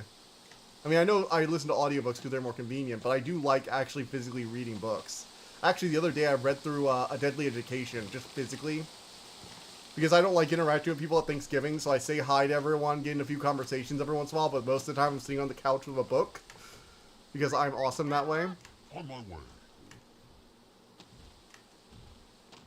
And I actually had a few people ask about the book, so that was nice. Giving me an excuse to talk about fantasy stuff is always cool. I do recommend basically everything Naomi Novik writes. She's one of my favorite authors, like, ever. She's just great. A lot of her stuff is very different, too. She tends to do a lot of different things, which is interesting. Most authors tend to have, like, a sort of vibe they get off them. Like, Rachel Aaron does urban fantasy or historical fantasy with a sort of very, like, young adult style thing where there's an obvious romantic coupling from the start. But she does good chemistry, so I don't mind. But Naomi Novik is just kind of all over the place. She does a little bit of, like, more serious dark stuff. Nasty. What do you mean, nasty? I enjoy reading. What's horrible about reading? Oh, look, a person. Oh my god, we finally got to a cutscene. Rin, you ride a dragon. I thought the Order of the Flame was just... Rin, you ride a dragon. So did I. It's the dialogue. a warthog raid. I thought you were Warthog killed. Warthog I tried to raid. fight them, but Warthog there were raid. too many. All the survivors were captured to work in the Warthog mines. Warthog But by the Mines. time Warthog we got here, Mines. It's just a weird way of saying They warthog. left me to die. What was that standing animation? She like bowed to him as They she had all stood up. children at the front of the line. He may have been among the sorry lot of new slaves. I've got to find him. How do I get And of in course this they do mine? slaving, because obviously they're just orcs. They're just exact copies of Tolkien orcs, but even more pig-like. There's a secret entrance behind the waterfall. You're the only hope we have, Rin. You've got to find a way to save the villagers. The fingers are so blocky. Oh my god. Low poly stuff. Is he dead or unconscious? I think he's dead. Oh, we got a map icon. Okay, so looks like we have a direction. Find the secret mine entrance. Well, you kind of marked on my map, so it's not gonna be that hard. OMG, you ride a dragon. Yeah, that's what that felt like. It felt like they were like, OMG, you ride a dragon. Evil scum. Evil scum. Gotta admit, I like the... I know he's being very clearly pitch shift, but I do really like the dragon. His voice is very fitting.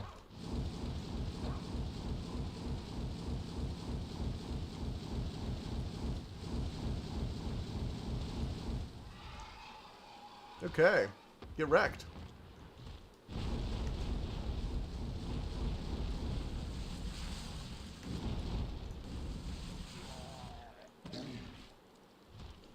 Get wrecked.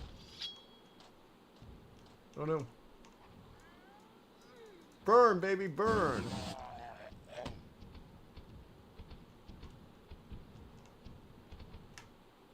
Burn! Wazara ma waka. Warez ma waka? Wawaka? I have no idea what that's supposed to mean. All these poor burnt out homes. Who was living up here in the middle of nowhere mountains with like such elaborate bridges all nearby? I mean, these aren't like bare minimum rope bridges. These are, you know, decent rope bridges. Where's my walker? That's what I feel like half the time in this game. Where's my dragon? I can't go anywhere without my dragon. Oh. No, Naomi Novik does a lot of really cool stuff. She's done the Uprooted, Spinning Threads, which are both like... Uprooted's like dark classical fantasy, whereas Spinning Threads is based on like the Rumpelstiltskin story from mythology, or from folklore. And then you have Deadly Education, which is like what if Harry Potter was a bit fucked up, or like really fucked up. Then you have Temeraire, which is like an alt history where dragons existed and it's the Napoleonic War, which I still say would make a kick-ass movie series if somebody would do something with the goddamn movie rights already. Sorry, it's one of my pet peeves, 'cause I think Temeraire would make a kick-ass movie. Uh-oh. Oh no, no, he's Temeraire, no. Artak, stop humping the air, oh gods. Oh gods, I'm afraid to go near him. What is he doing? What is he doing? Why are you grunting? Why is he grunting over and over again?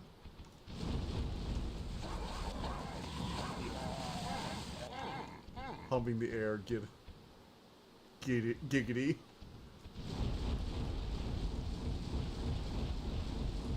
Can I like destroy that or? Guess not. Okay, secret entrance. Right. So there's a secret entrance further down the river. From what I can see on the map that he marked. I think it should be over here. Here it is. Good luck, Rin. Rin, I'll wait for you here. Yes, of course you will wait for me here. I shouldn't be surprised. Spiders I'm just going to shoot with arrows, because screw this nonsense. Finally have arrows, I'm going to goddamn use them.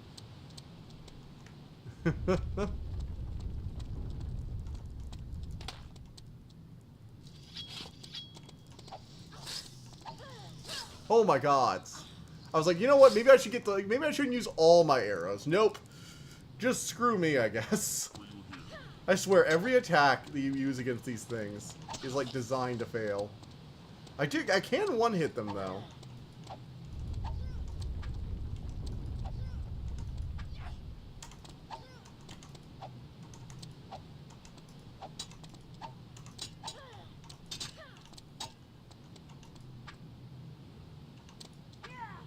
Alright, I think we can do a poke attack against them.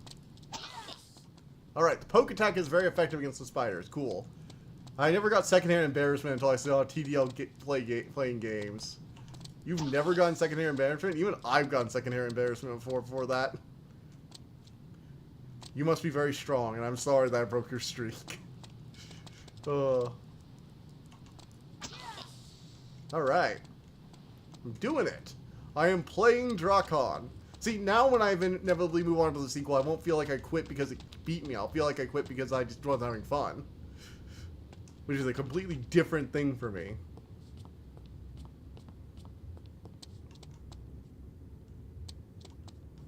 There's a big old drill over there. Okay, what kind of fantasy world is this? We have a full-on, like, metal drill, but we have, like, swords and sorcery still.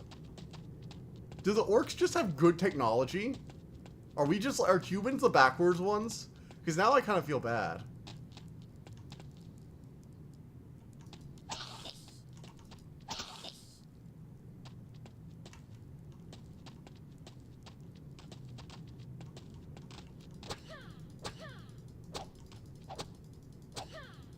Can I break this thing?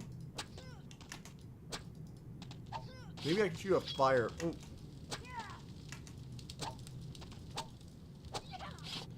It doesn't look like I can break it. The fire sword probably would have. Not really. Only streak I broke by November was November. But I really don't get embarrassed by other people. They're responsible human beings. I mean, sure, I guess, in the way that, you know, they're an average human being. Wouldn't usually use responsible to describe that category, but you do you, buddy.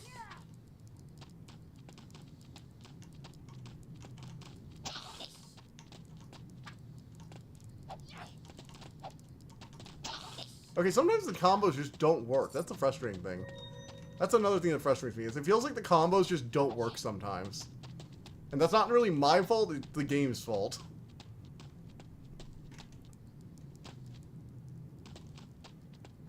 Also, diesel patches robbed me of my drugs behind the local 7-Eleven. Well, it makes you feel any better. Patches from Dark Souls kicked me down a hole multiple times over the years. But I usually did it for quest rewards, so he didn't usually get me after the first time. It was more me letting him do it so I can get his quest line sometimes. And other times I punted him down. See you for now. Stay cool. I will. I will stay cool, indeed. I don't have any room.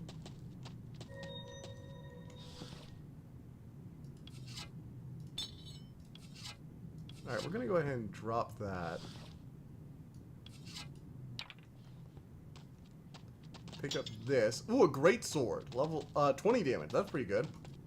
Feels like you should be able to break these, right? They're like literally cocoons. These are like pinatas. How can I not break them? Bet you won't stay cool, lol.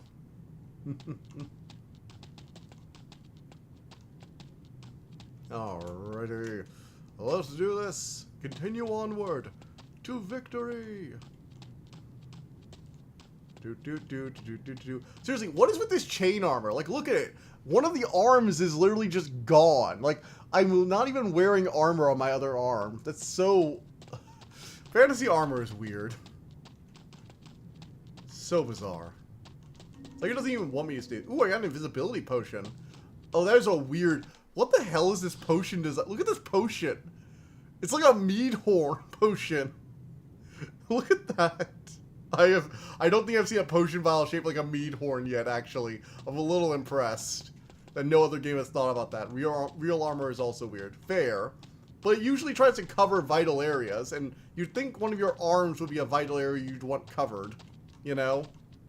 Or your shoulder. Your joints are pretty vulnerable places that can be injured and incapacitate you with. Alright, I think I have... Let's see, so I have... Oh, the power crystal. Okay, yeah. That should be why I need to open the chain door, so I should probably head back. Okay. Jump. Seriously, this has been a long... Like, I know we said we're getting our brother as, like, our main quest, but I figured that that would be, like, the intro, actually, and then we were going to go fight, like, the evil horde. Armor on joints would also reduce mobility. But yeah, but isn't that, like, one of the points of chainmails that's, like, flexible? So, like, you wear it over, like, a cloth... you put, like, cloth over yourself, and then you wear chainmail. And the cloth prevents the chainmail from catching on your skin. And the chainmail can kind of move with you as you move. So it's like a regular shirt, sort of. I thought that was, like, one of chainmail's benefits. Is, like, yeah, it's not full plate mail, but it'll stop the sword from cutting too deep unless it's serrated. And it will, it'll help reduce blows, especially when it's cushioned by something underneath. Or am I just insane? Because, again, I thought that was chainmail's, like, big deal. That's how it worked. was that the chains prevented the sword from cutting. Anything exciting happen while I was gone? Let's fly. Okay. Regardless, she has it on her other arm, so it's clearly not just a mobility option. Unless, yeah, I don't think it's really a mobility thing. She has it on her other arm.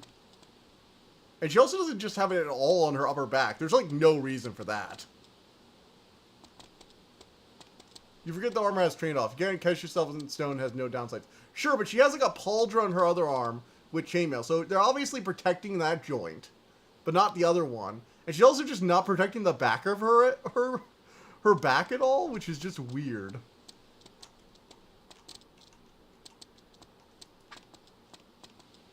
Where do I put this power stone? I can't use that. Where do I use the power stone?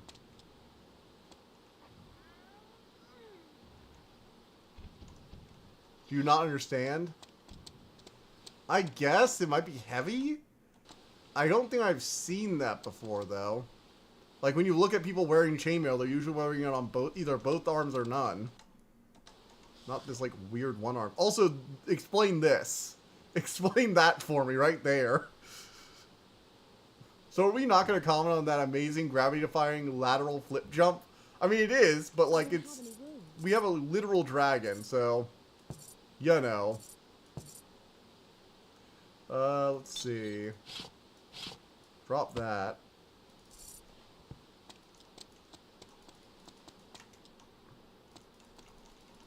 I thought this was what we needed in order to get here. The power crystal, right? Or is that not what we need to open this door?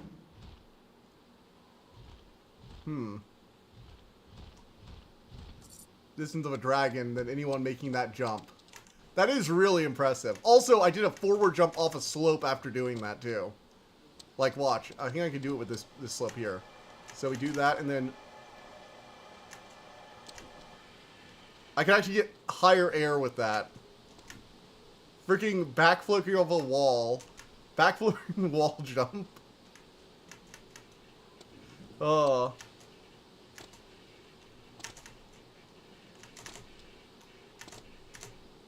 Woo!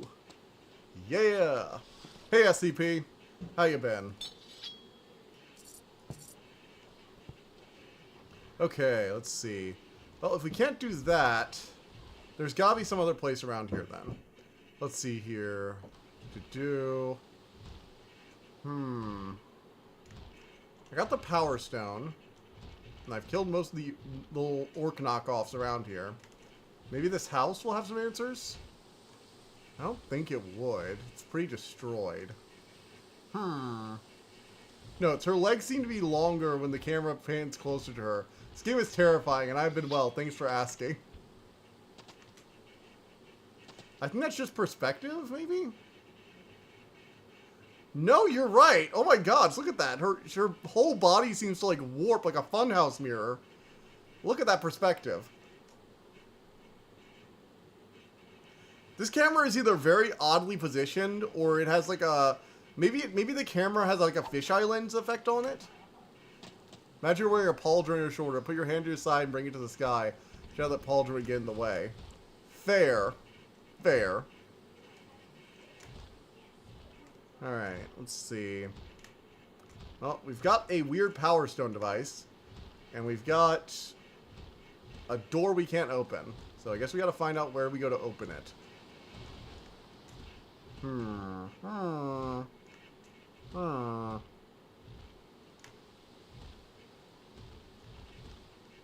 Climb the mountain, maybe? No, we can't get up there.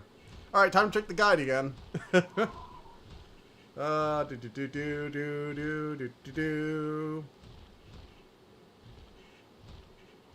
Let's see here.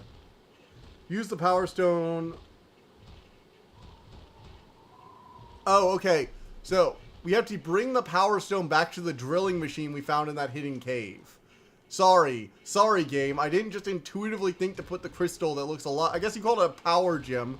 But I didn't really think the driller was anything more than set dressing to explain how this cave got here. I guess in retrospect, because we haven't seen it before, we must have assumed that it has something. The paper dragon seems to have a lot better physics than her, lol. Honestly, he does. He'll even flip over if you try and turn too quickly while moving. Alright, so we've got to go activate the drill. I guess that's simpler than opening the door, because apparently these orcs can make dragon-proof doors made out of wood. But, you know, what are physics to magic?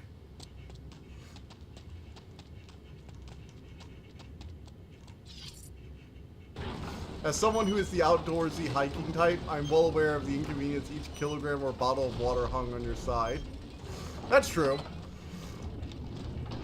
I mean, I'm a bit more aware of that now because I've actually been having to deal with that when I was bike riding. So when I'm biking to work, I have stuff put on little satchel pannier bags now. But, hey, is this supposed to do anything, or...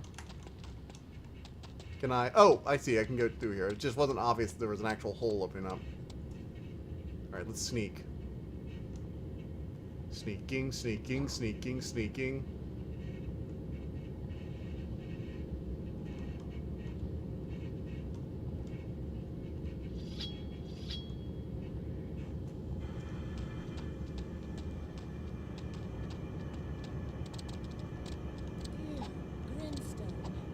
What is with Grimstone? I have no context here, lady. She's like, oh, Grimstone. She said that twice now. I'm just like, I have no context for why that's bad.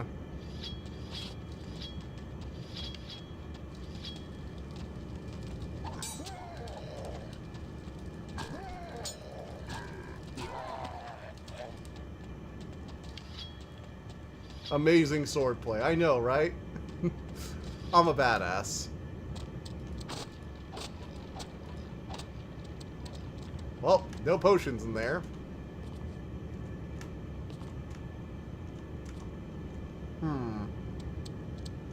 Anything else around here we can find? Nope, doesn't seem to be. Don't want to fall into the water down there. Ooh, no, I can't knock that down. I have to...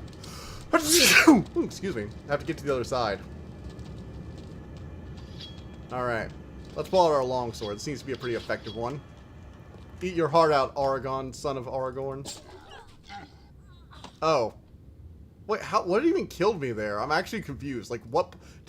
Was jumping down while he's holding a shield up do damage? Okay, well, I guess there are spikes on the shield. I guess that makes some sense. I mean, it still feels a little random, but some sense is not the same as sense. So... Alright, let's do the drill, and then I'm gonna do a save after this. Also, the one wheel on the drill, or it's a trike. It's a trike drill. Look at that. It's adorable. It's adorable little trike drill.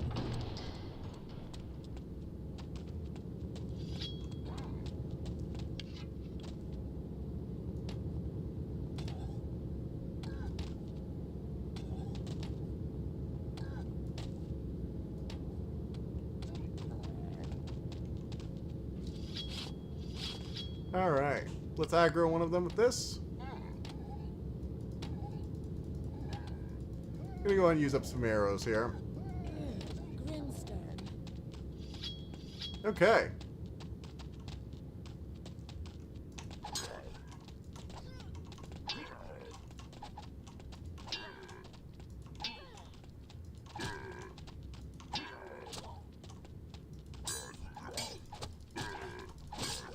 Oh my god, this thing takes a while to die. No, his body odor killed you. That's the explanation I give games when I was a child. A character touches you and kills you because he has the smells of armpit. I think I heard that explanation from someone actually. Either someone on the internet or someone I vaguely talked to one time. Oh, I can finally let my dragon. About time. And that's how I'm going to fly across the gap and lower the bridge. Got it, I see. I'm starting to get the rhythm here. I'm starting to get the rhythm.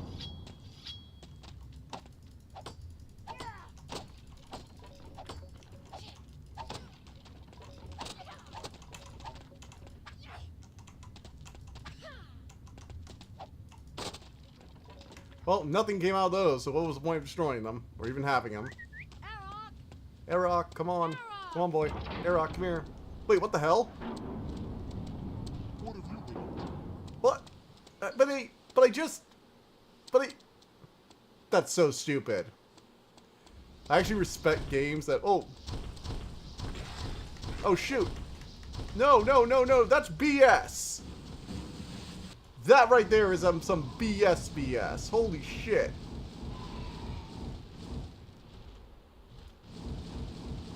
It was like, I'm sorry, your health bar is just gonna go away now. You are an asshole, mister. Wow. What the? Where did that come from? I'm so confused as to what's going on right now.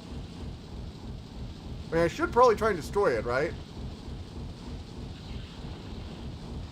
Rune of poison. Useful weapon. Oh.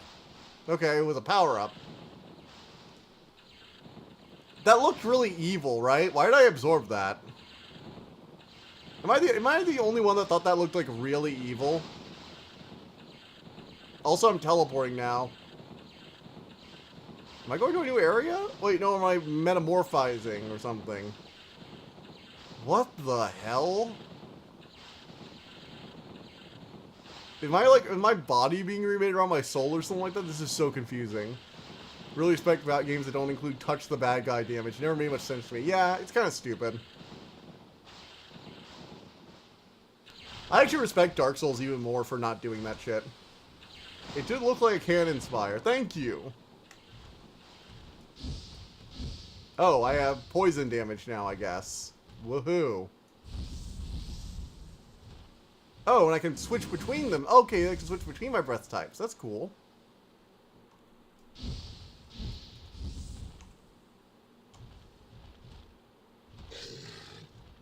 Alright, interesting. And now this area is opened up again. Okay. Congratulations, Stinky. Yes, well, I'll be even happier once I get a health potion in me, and I'm not, like, one blow away from death. I'm gonna go into a manual save in case I want to reload to that quick save.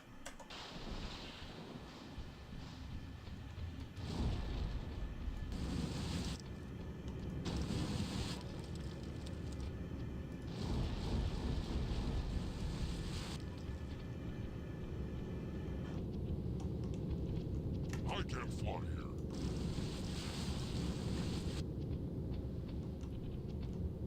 Alright, let's make sure I'm not forgetting any health potions from those boxes.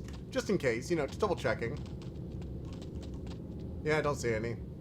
Stinky dragon hours. What the hell? What did I do to deserve this? Oh. Alright, pull the lever. Right? Or...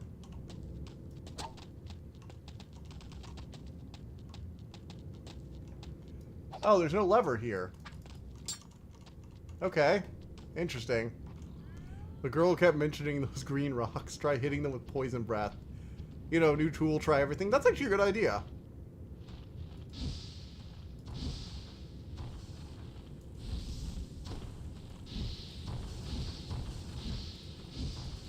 Doesn't seem to do much. Nothing seems to affect these things. Nope.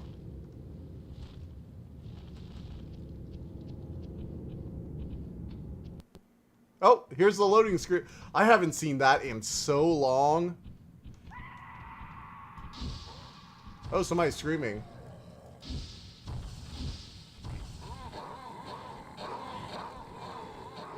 Well, he just died.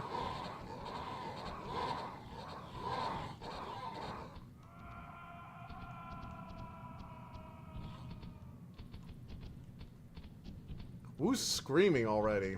Jeez. Chill out, man. I can't fly here. Okay, finally, unstuck myself. And of course, my power fantasy must now come to an end. I'm guessing that's my brother, right? You tell now where Hyder is. The hider is, hiding. Yes, that's it. Hiding. Hiding from all of us. Oh. You tell or you get Wait, these things can speak? Oh, please, no. I must have Grimstone. Please. You tell, and we give Grimstone. The hider is in the east tunnel. You lie. There is no East Tunnel.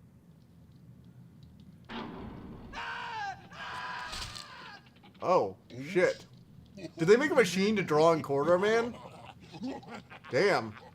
Her shoulder, OMG. No save. Human.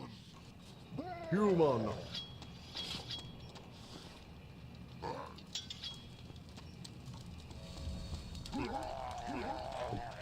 Went ahead and killed them. I'm too low on health to actually fight them right this second, so I had to pull out one of my emergency I win buttons. Well, he's dead. Oh my god, there are a lot of them somewhere. There are like a lot of these things just around the corner. I can feel it.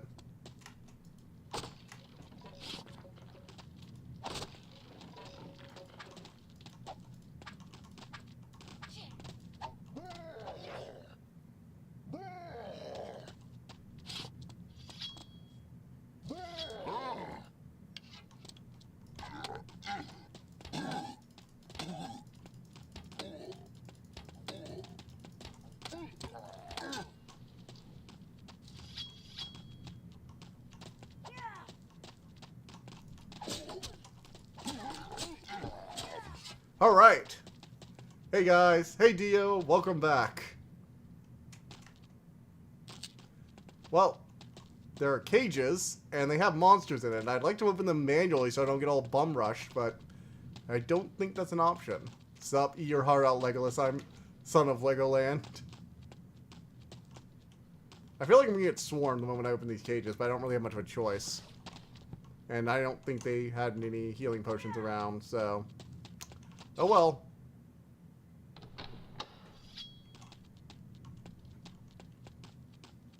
Oh, did that not open the cages? Huh. Oh, I guess it just let the ladder fall. Interesting. Well, how do I open these things? Is there a key, or... Don't see a key, and none of them seem to have dropped a key. Oh, there's a door over there. That one opened. Oh, wow. Look at this place. Healing potions and more ridiculous armor. And a mace. Pretty. SEP, thank you. I have been reformed. I am no longer a nutcase.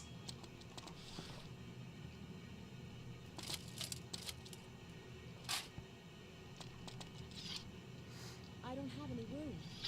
Oh my god. Alright, let's drop a few things over here.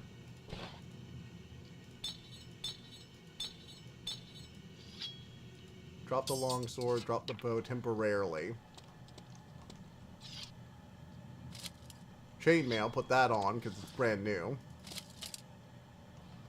So it's better than the old chainmail. And now we take this mace. I mean, basically, yeah. Warren mace, that's not that great. I'll just take my sword, I think, over that. Yeah, the great sword is better. And the bow is basically required because I have all these arrows.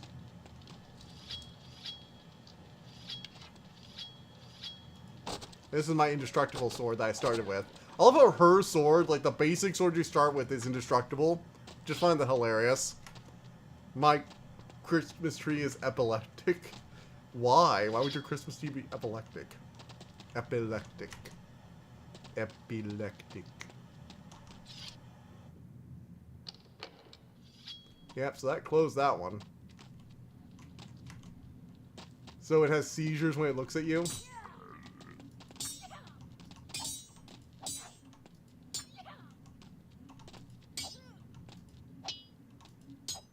Well, can't get there. There was no key either, which is weird.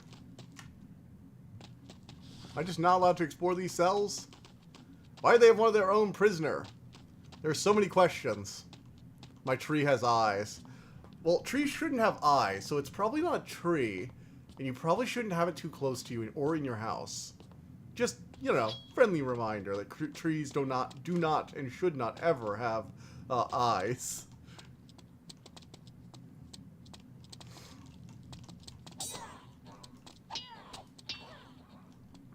Maybe it's a Banjo-Kazooie tree. Those have eyes. Yes, and the fact that they do has been mined for horror in the past. That tells you all you need to know.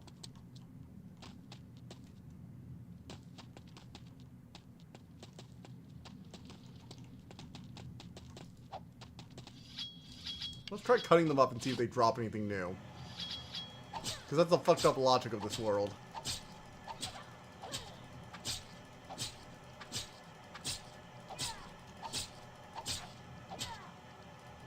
You have to actually click each time, Diablo style. My poor wrist. Nope. Exploding them didn't give me anything new.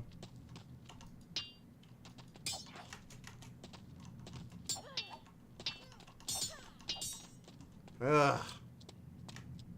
Has one each obtained? Harm one each obtained? Harm one each obtained. Oh. Yep. Maybe there is something in that room that I missed. Let me open the gate again and see if there's something in that room I missed. Or maybe I can, like, break off this thing and use it as a lever for the other bridge? No. Ham one each. Oh. Got that very wrong. I like ham. Green eggs and ham. Why do you like green eggs and ham?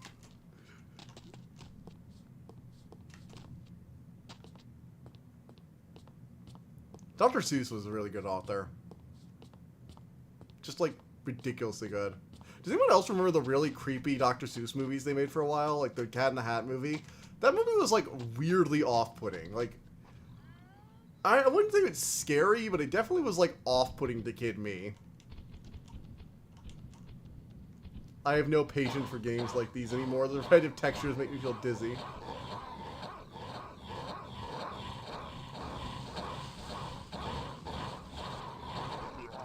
Oh, just opened this door. Okay, cool.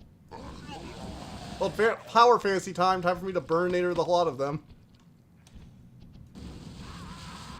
Oh shit, that was a human slave. I'm the hero, guys. I totally didn't just kill a human slave that was, like, right there and probably wanted to be alive. Forget about that, please. I hate the Dr. Seuss movies, to be frank. Never found them funny or fun. I didn't think they were funny or fun. I just, you know. You need a pickaxe. Okay, so I do grab a pickaxe, I guess.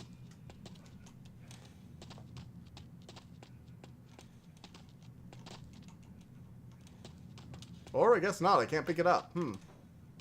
Interesting.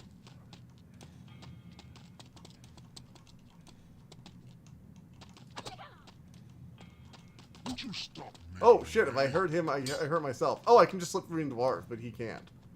I'm so used to things like that. Actually, you are a dragon. You should be careful about the dragons. Humans are just a bonus.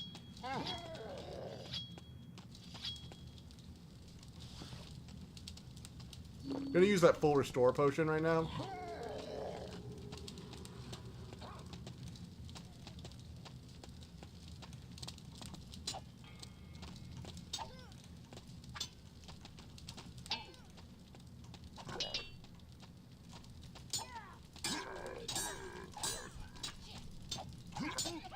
Alright. Got him. Oh, the potion is just kind of floating in midair. Oh, and I got a full restore potion out of it. Sweet, that evens out.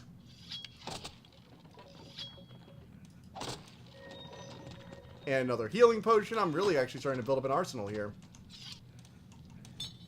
And another longsword. I'm more into early 60s, 70s, and 80s Dr. Seuss animations. Though Bidgering from the Lorax 2012 goes hard. The footwork. It birthed the meme, how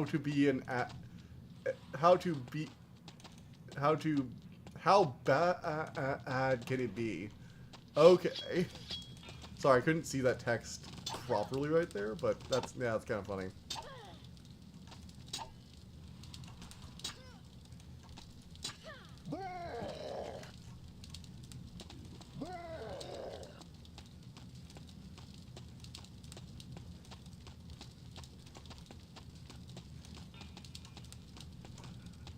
Alright. TDL reading gives me eternal cancer even after death. I try to forget the Lorax movie every single day of my life. Isn't that the one where they were trying to sell air or something like that? Like the main villain was trying to literally sell air?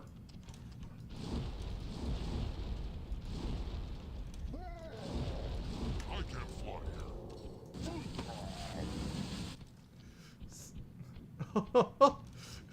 Oh, come on. Don't be like that. Oh my god, I can't just fall down when I'm a dragon. I have to actually go on the path properly. Oh my god, jeez. Aaron, I need you. SCP lol, I do prefer 1972. I need you. You go on. Please do not get stuck here, Aaron, because I actually think I I need... can't fly here. Okay, I had to back him up. When you can't... Apparently you can't turn, but I can back him out like he's an overgrown car. I can't fly here.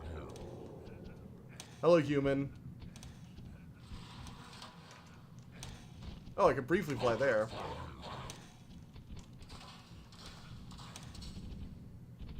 Well, the humans are attacking me, so I probably shouldn't attack them. I think that the movie has its own thing, not canon. I mean, it's not canon. It's just a different adaptation of it. So adaptations generally aren't canon. You expect too much from the washing machine of a dragon this game offers. I do, actually. I expect him to be able to turn and talk to me and have fun rides. He can't do any of those things. I'll wait. He can repeat the same 5 lines over and over and over again.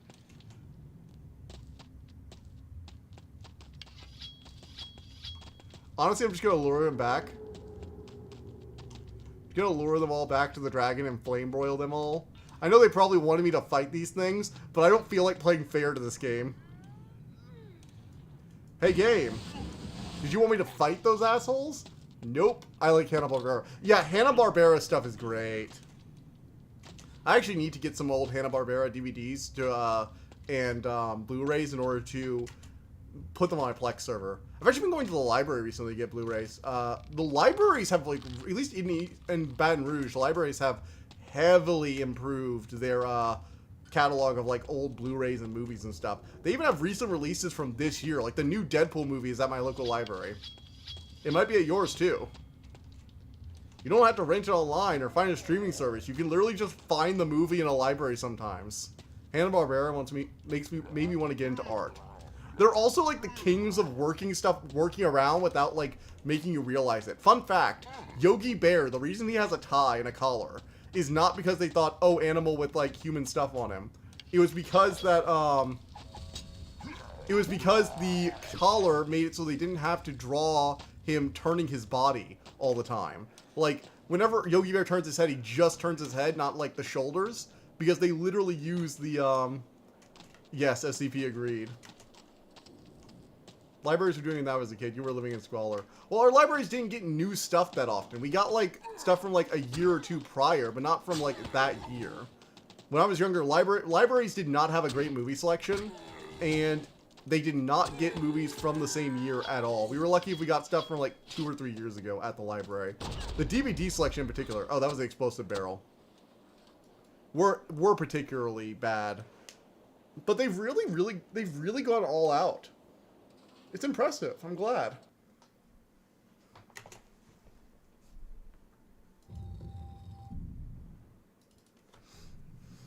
Also, you must have had some nice libraries around you because, like, I mean, like, I can't remember last. Oh my God. Okay, so I don't really feel like redoing this whole thing all over again tonight. I feel like I'm confident I know where this game is going at this point. I really should have quick saved book when I was younger. Too bad I was too young to appreciate it. I actually went to the library pretty regularly when I was younger. Mostly because it was a place to get cheap movies and my parents didn't feel like renting anything. Oh, shoot, shoot, shoot. Lead them back, lead them back. And it was also just a good place to go and find books. Like, my mom was all for me reading from the library when I was younger. That was like a big deal for her. She made sure to let us do that pretty often. Can we change the death by falling to death by barrel? I will make a death by barrel counter as well and add that as well. I'll make sure to add that in future things. Because I can make as many of those as I want. It's literally just a Windows script. Pretty easy.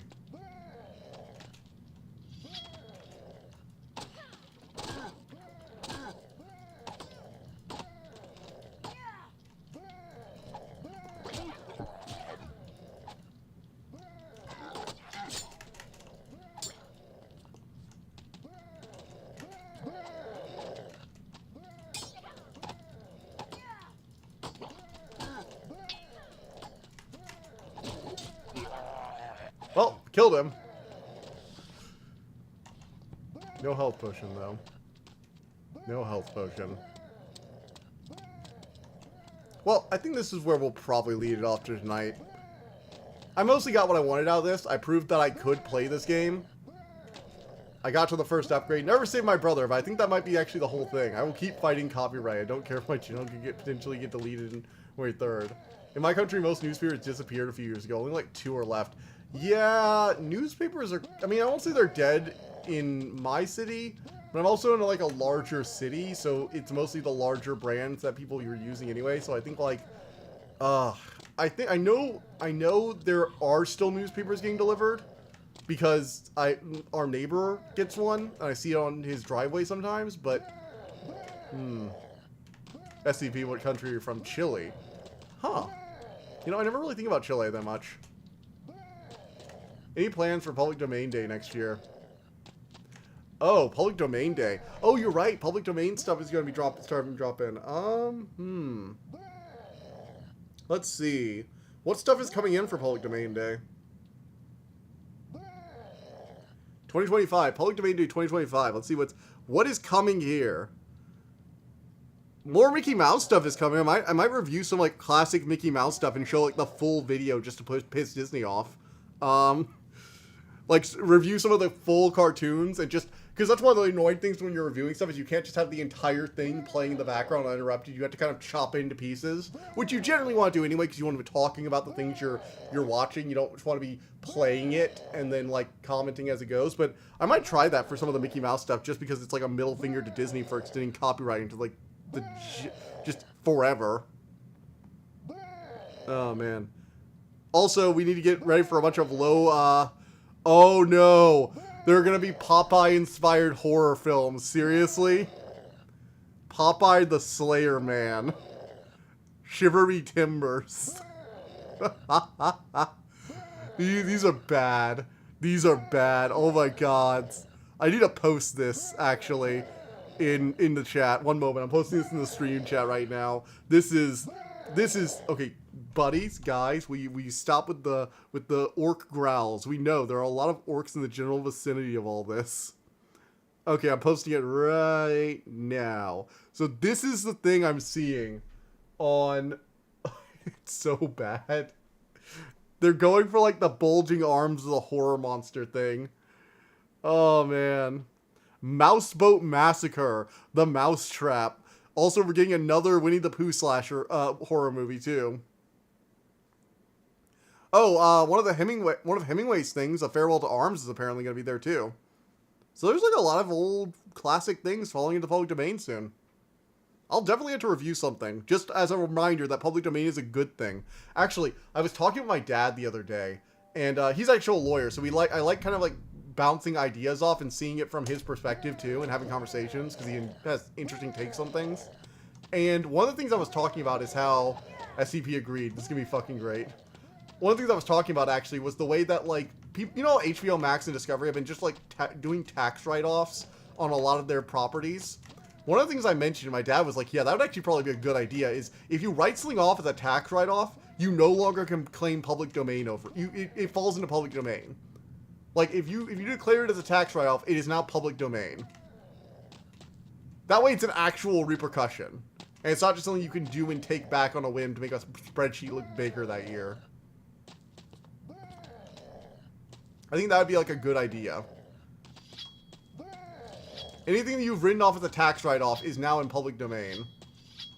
It's only a good... It basically means that you're only allowed to hold on to it so long as it's actually profitable for you.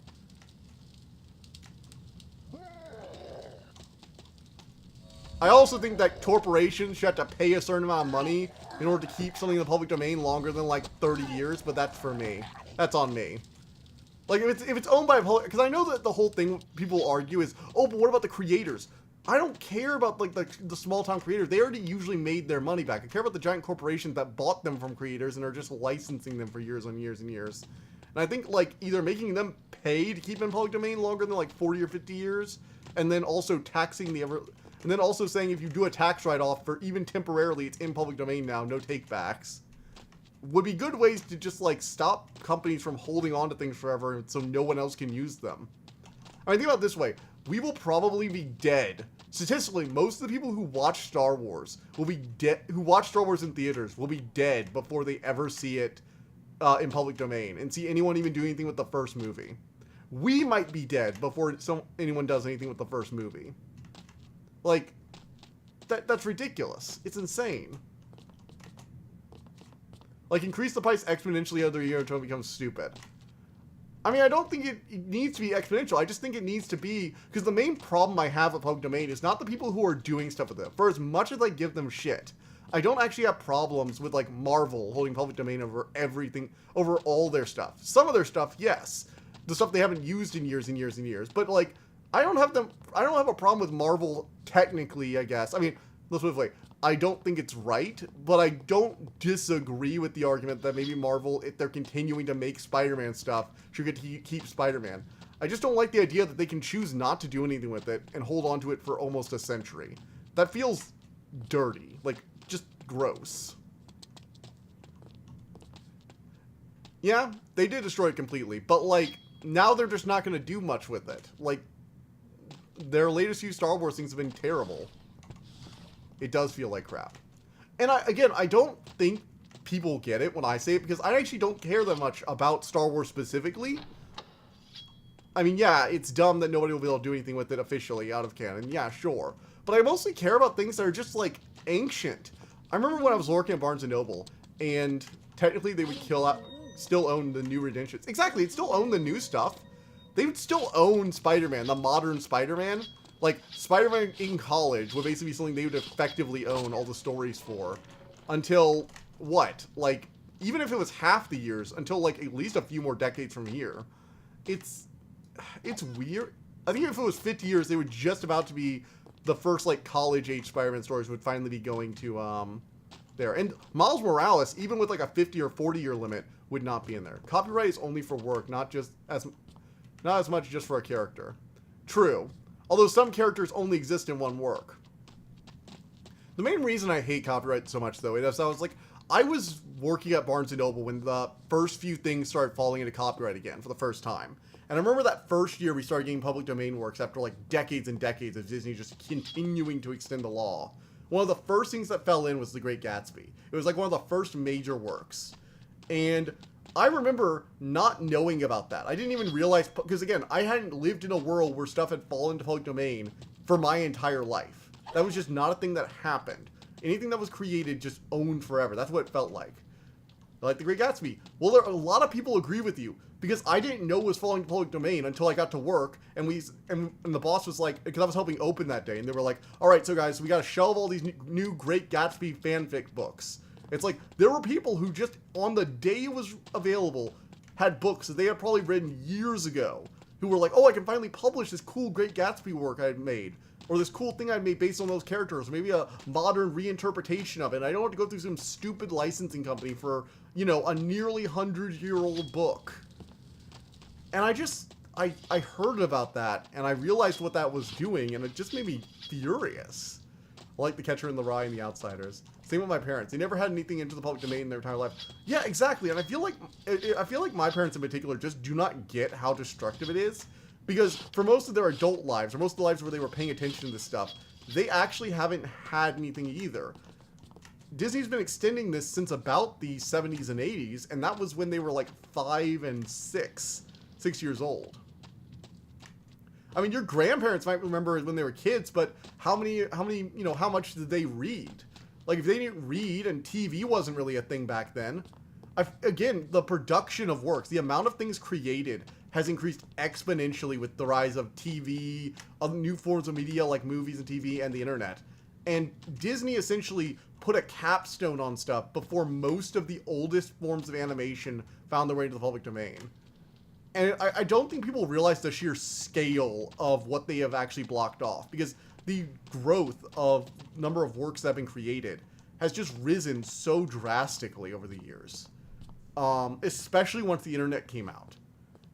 I mean, there are more books made in a year now, or released in a year now, than there were in years past, because anyone, especially with Amazon's publishing company, anyone can get published on Amazon. Amazon will literally take anything.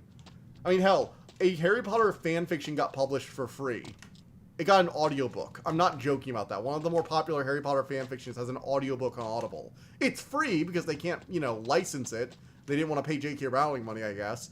So it's not like they can sell it, but it is made. Somebody went through the effort of making a goddamn audiobook for it. That's insane, right? That can't just be me. It's insane that we let the world work that way. And I feel like Disney just got away with it because nobody noticed. They did it for a few decades, and then the few people that were arguing against it just didn't care. In case you're wondering about that Harry Potter fanfiction, it's Harry Potter in something of rationality. I think it's the Methods of Rationality or something like that. I haven't read it. It's not one of the fanfictions I've read.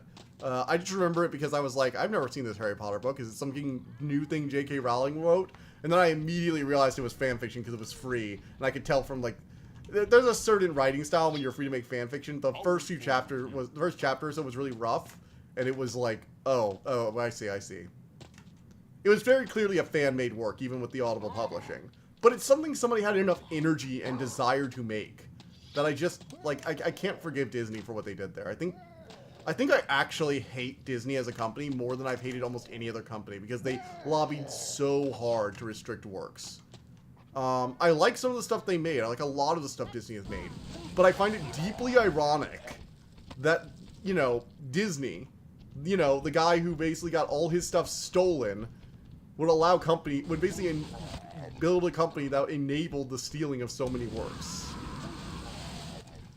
My mom even said she didn't want the mouse to enter public domain because she didn't want anything bad to happen to the mouse. It's a fictional character. People were already making fan fiction about it. They just weren't about to make money off it. And you know what? You don't get to own an idea forever. I'm sorry, that's not how the world ever worked beforehand. I swear, sometimes the previous generation really does feel like they were brainwashed by Disney's, like, anti-copyright. It's like, no, owners should own things for longer. It's like, 20 years is most of the money they make. I know very few authors who would care if their first work entered 20 years later. Bro, lol. I feel very passionate about this. Like, I know. Has made Mickey Mouse sacred. They really did. They sold that brand of, like, this place where nothing ever changes and you need to protect us. Like the billion-dollar corporation is what needs protecting, right? I just don't understand it. I don't understand the people who argue that copyright laws should be anything more than, at most, 40 years. And I think 40 years is still a lot of a stretch, but I can see the argument there that for an artist's career, maybe. But anything more than 40 years is just protecting companies, and I can't get behind that.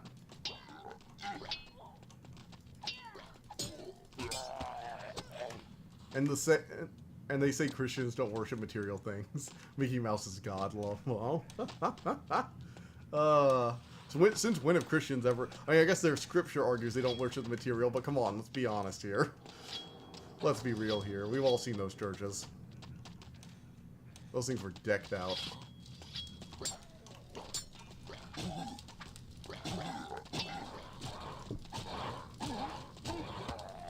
Allegedly, there was a Mickey Mouse and Minnie Mouse sex tape. Walt Disney fired them. Wow, Disney. Yeah.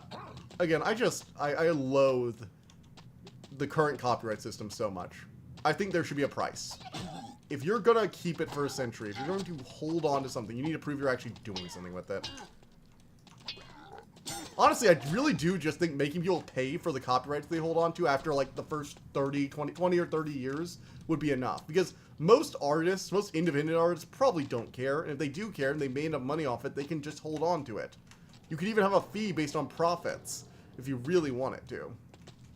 Pray to the almighty dollar. Disney, how dare you.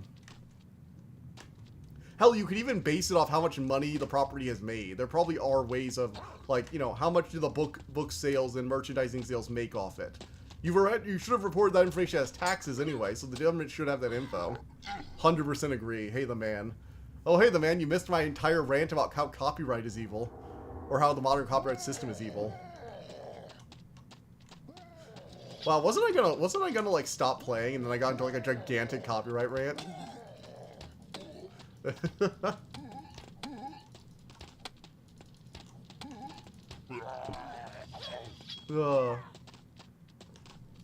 My Belarusi has entered the public domain in 2025. Oh man. But like, take for example this game. This game was made about 20 years ago. 25.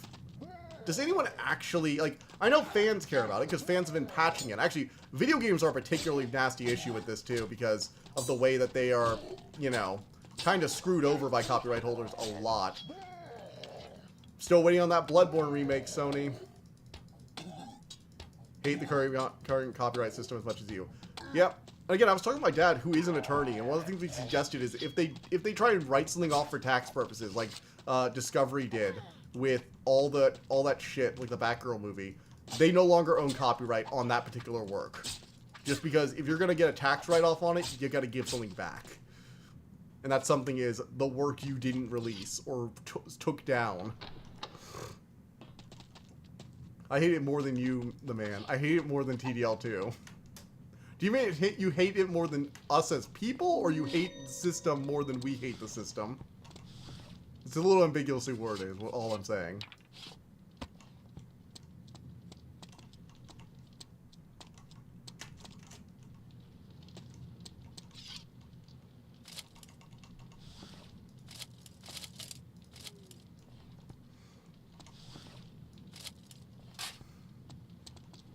I hate TDL too. What is with all the TDL hate right now? Well, at least I can break these boxes to soothe my ravaged soul. Do. Let's go ahead and save too. You know, with like no health, because that's a smart thing to do. To be fair, I hate almost everything and everyone. Wow, she climbs the ladder like so slow.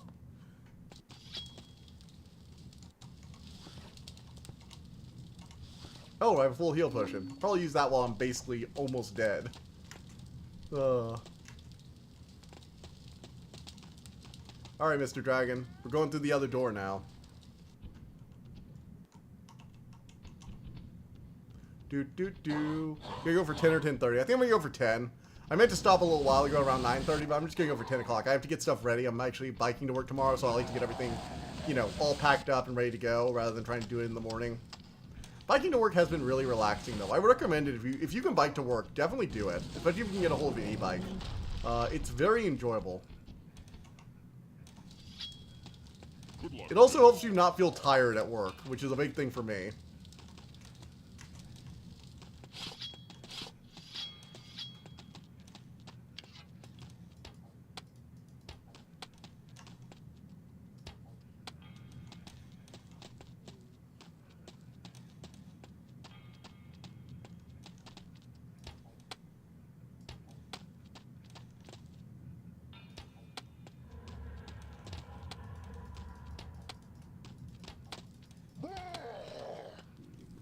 Oh, shoot.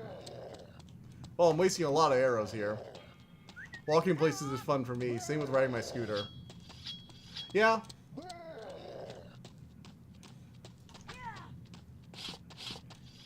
I agree. We walked a lot when we were in Italy recently on a trip. That was actually really nice. It was really nice to have a city where you could actually just get places without having to drive. You know, I would think it was weird, but like, fun fact, I actually had like a dorm room in high school, so as a result, I actually decided not to learn how to drive, and because I decided not to turn down a used car when it was offered to me when I was like 17, I just didn't have a car throughout all of college until the last semester when I needed to drive to work. Italy isn't a city were you in? We were in Rome, and then Florence, and then Venice. So we spent like most of the trip in Rome. We spent another like 2 days or 3 days, depending on how you look at it, in Florence. And then we spent the last part in, like the last like day and a half in Venice, which was really nice. I kind of just relaxed that day, but I did see some of the sights and go out for like lunch with my parents and everything. Nice. I wanted to go to Napoli. What's in Napoli? I'm trying to be interested. Because Italy was, you know, cities we went to were very nice, but I'm always looking for more suggestions. I definitely want to go back to Europe at some point again. Greece is probably where I want to go the most. I really, really want to see Athens.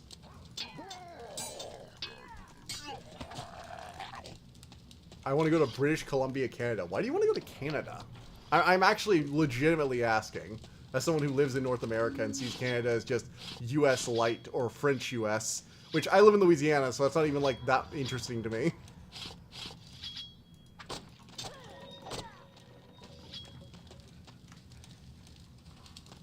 I also want to go to Swansea.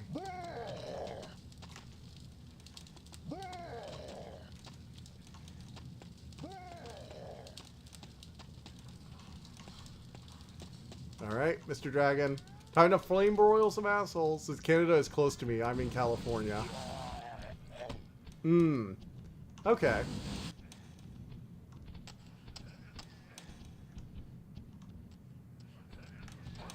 Oh, shoot, I can fly in here. Only for a second, but hey. It's nice.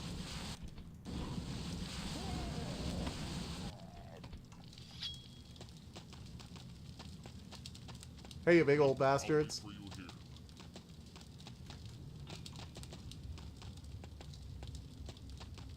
Alright, you bastards. Where are you?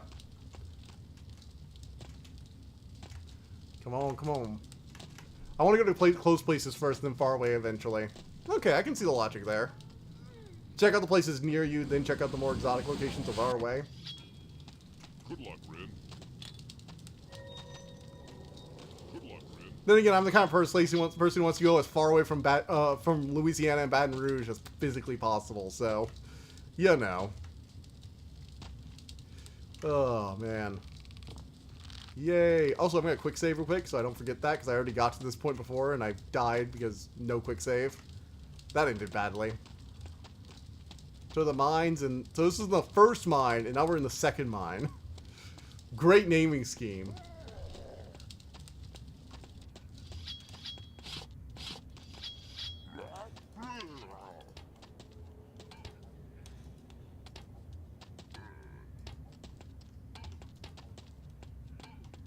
Alright.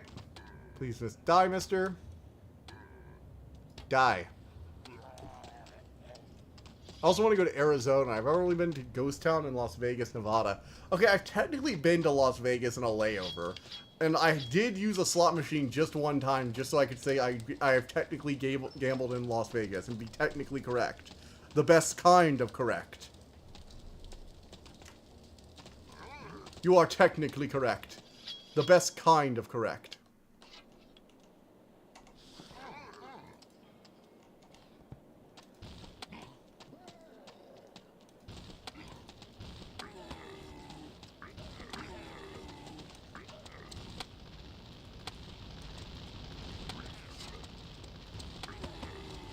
Oh my god, so I was trying to explode the barrel, and it was like, nope, we're gonna auto-aim onto the... See, that's the thing, auto-aiming can be nice sometimes, but not when you actually want it to hit the object.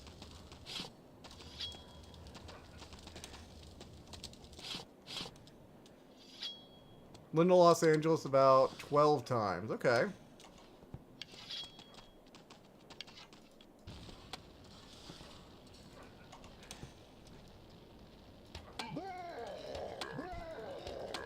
Don't you love dumb enemy AI that just sits there unless you pelt them from above? I like it. Around 4 or 5 times. In Las Vegas 3 or 4 times. Okay.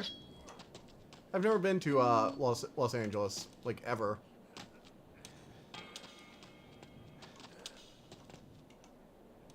Hey guys, the slave guys are all dead, so you could just kind of revolt. No, you're not gonna revolt? Okay. Sure. Just keep going. Guess you're broken. Whatever.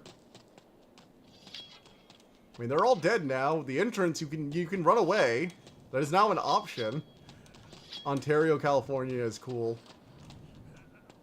We did stop at Toronto, and I did have some poutine in the airport. Poutine was delicious. My mother is from Los Angeles, and my dad is from Chicago. My dad's father is from Arkansas, only born there, though. Okay. Interesting. Louisiana, and more Louisiana, unfortunately for me, on both sides of the family. Don't understand why people would stay here. Maybe you just don't move out. I plan to, once I get some funds built up. Ah. But currently I actually have a pretty good job that's giving me health insurance at the moment, so I'm gonna kind of milk that for a bit, and then eventually, once I'm guaranteed to have access to the savings retirement thing after about 5 years, easy win over. Now that there's remote work too, I might try and look for some remote work places. I know remote work is also very competitive at the moment, but either that or one of me and Frederick's, one of me and Assembly's games will, one of me and Assembly's games will take off. In Assembly, should have the lighting thing finished there, and I'm gonna have the torch turn on. So I should be finished for like the basic few spells in a bit, and then I'm gonna create a goblin. So just got lighting spell and goblin. I already have the thing that creates the light bubble on top of my head. I just need to create the effect that lets it, like, when I get near the torch object turns on.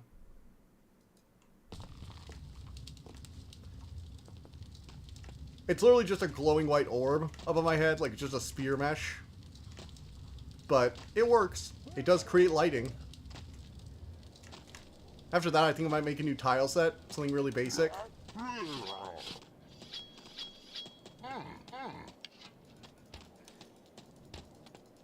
Oh my god, aim where I freaking want you to aim, asshole.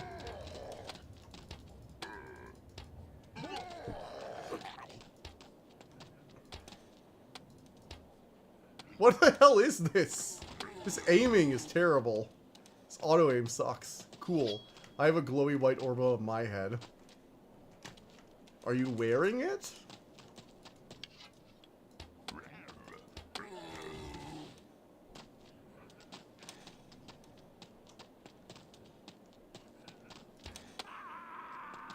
See, I wanted to fire at that guy, and it shot the goddamn human civilian off to my shoulder.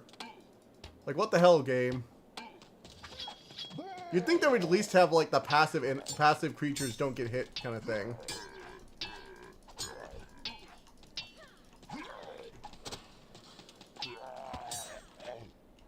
Alright. Well.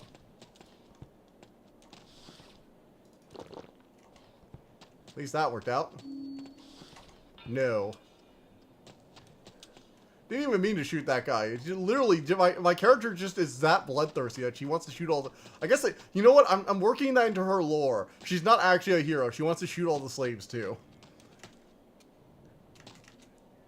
After this many times of my character just not doing what I tell it to do, I don't have any room. I'm breaking that into her lore now.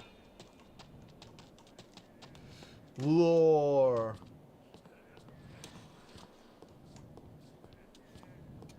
Oh my god, the ladder climbs. When a character is Alright, I feel like this isn't a limitation of the technology. This is just them not realizing how slow ladders can be so annoying. Though that might have had something to do with the render distance, honestly. Maybe this is supposed to be one of those slow loading screens where you, like, slowly move because of barricades or whatever, or slow obstacles that allow the game to take time to render. Although it's a lot more obvious here because it's a really, really old game. I don't know what the deal is other than that. I actually can't think of another reason you make a ladder that slow. Shit. I keep falling down. Ladder is animated pretty well, though. Maybe, yeah, that is true. Maybe they just want to show off their ladder animations. I mean, it's not terrible. Reminds me of some of the Lara Croft animations. Actually, oh my god, that's what this reminds me of. All these animations remind me of like the really old Tomb Raider games. Even the side jumping where you flip reminds me of the... Did they just take the animations straight from Tomb Raider, actually? Now I want to compare them. Because I know that the first Tomb Raider game had some really similar animations to this. It's because she takes every rung of the ladder. Well, no, it's also the backflipping and it's like side jumping like this. Like, I know Lara Croft did that with her guns, remember? That was like one of the big things with her. Hey, mister.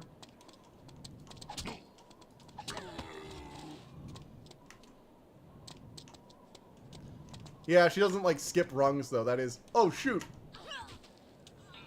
See, this is why we don't do gymnastics atop a gigantic, plateau, kids. Everybody remember, no gymnastics atop perilous plateaus. Especially when you explode if you take too much fall damage rather than just, like, breaking a leg. I was explaining why I was so slow. I mean, I feel like you could speed this up. You could just have the, like, each movement be a little faster. You would just speed up the animation along with the climbing speed, right?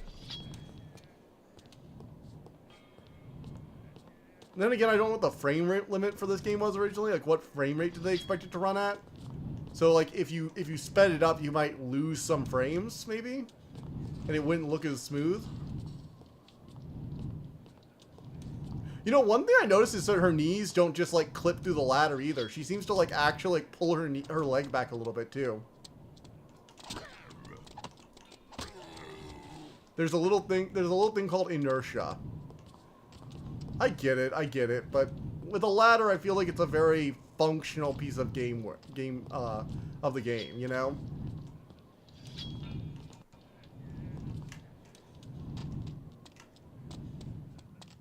Speeding up will make her feel lighter. I mean, this is the girl who can do a standing backflip like this. She already feels pretty light, and the jumping feels pretty floaty.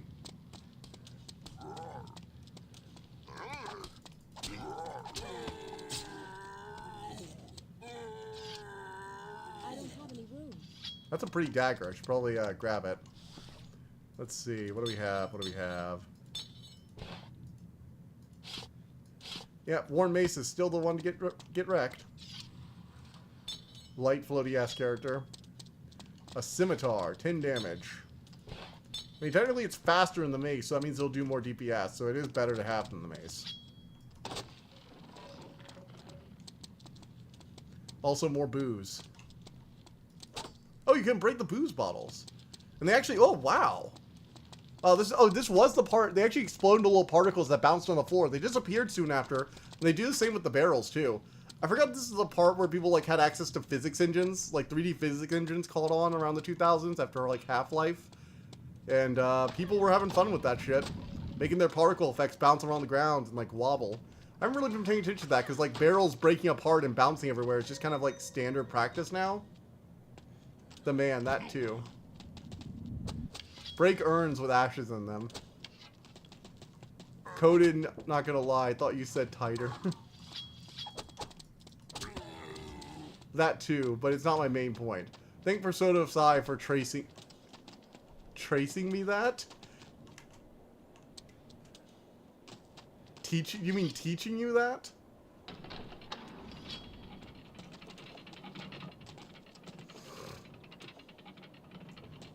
Okay, so now we can take that pathway. Teaching, I am dumb. I've said dumber.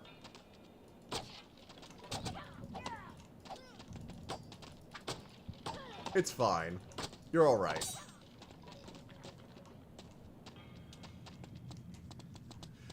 Tracing 2, why not? You know what? I'm gonna double down on it. DJ is like, you know what? I'm just gonna double down on my mistake, and that'll make it not a mistake. Oh. Alright, it's about 10 o'clock. I think I'm going to try and see wherever we get to. I'm going to try and get to, like, wherever's over there into my dragon, I think, one more time. And then we're going to go ahead and head off. Because I think that's about done.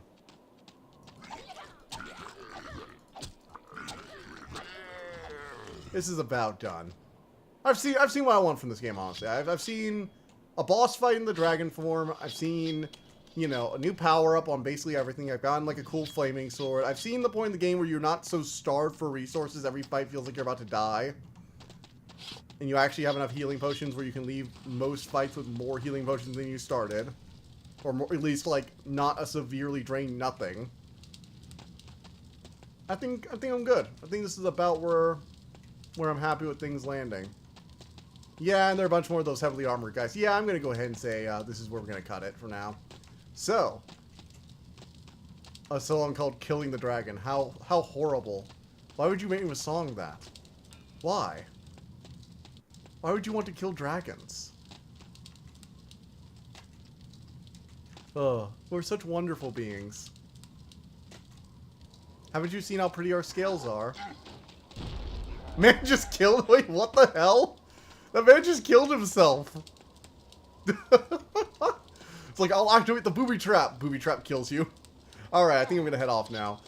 Have you guys enjoyed... Yep, this is it. So, how'd you guys like this game?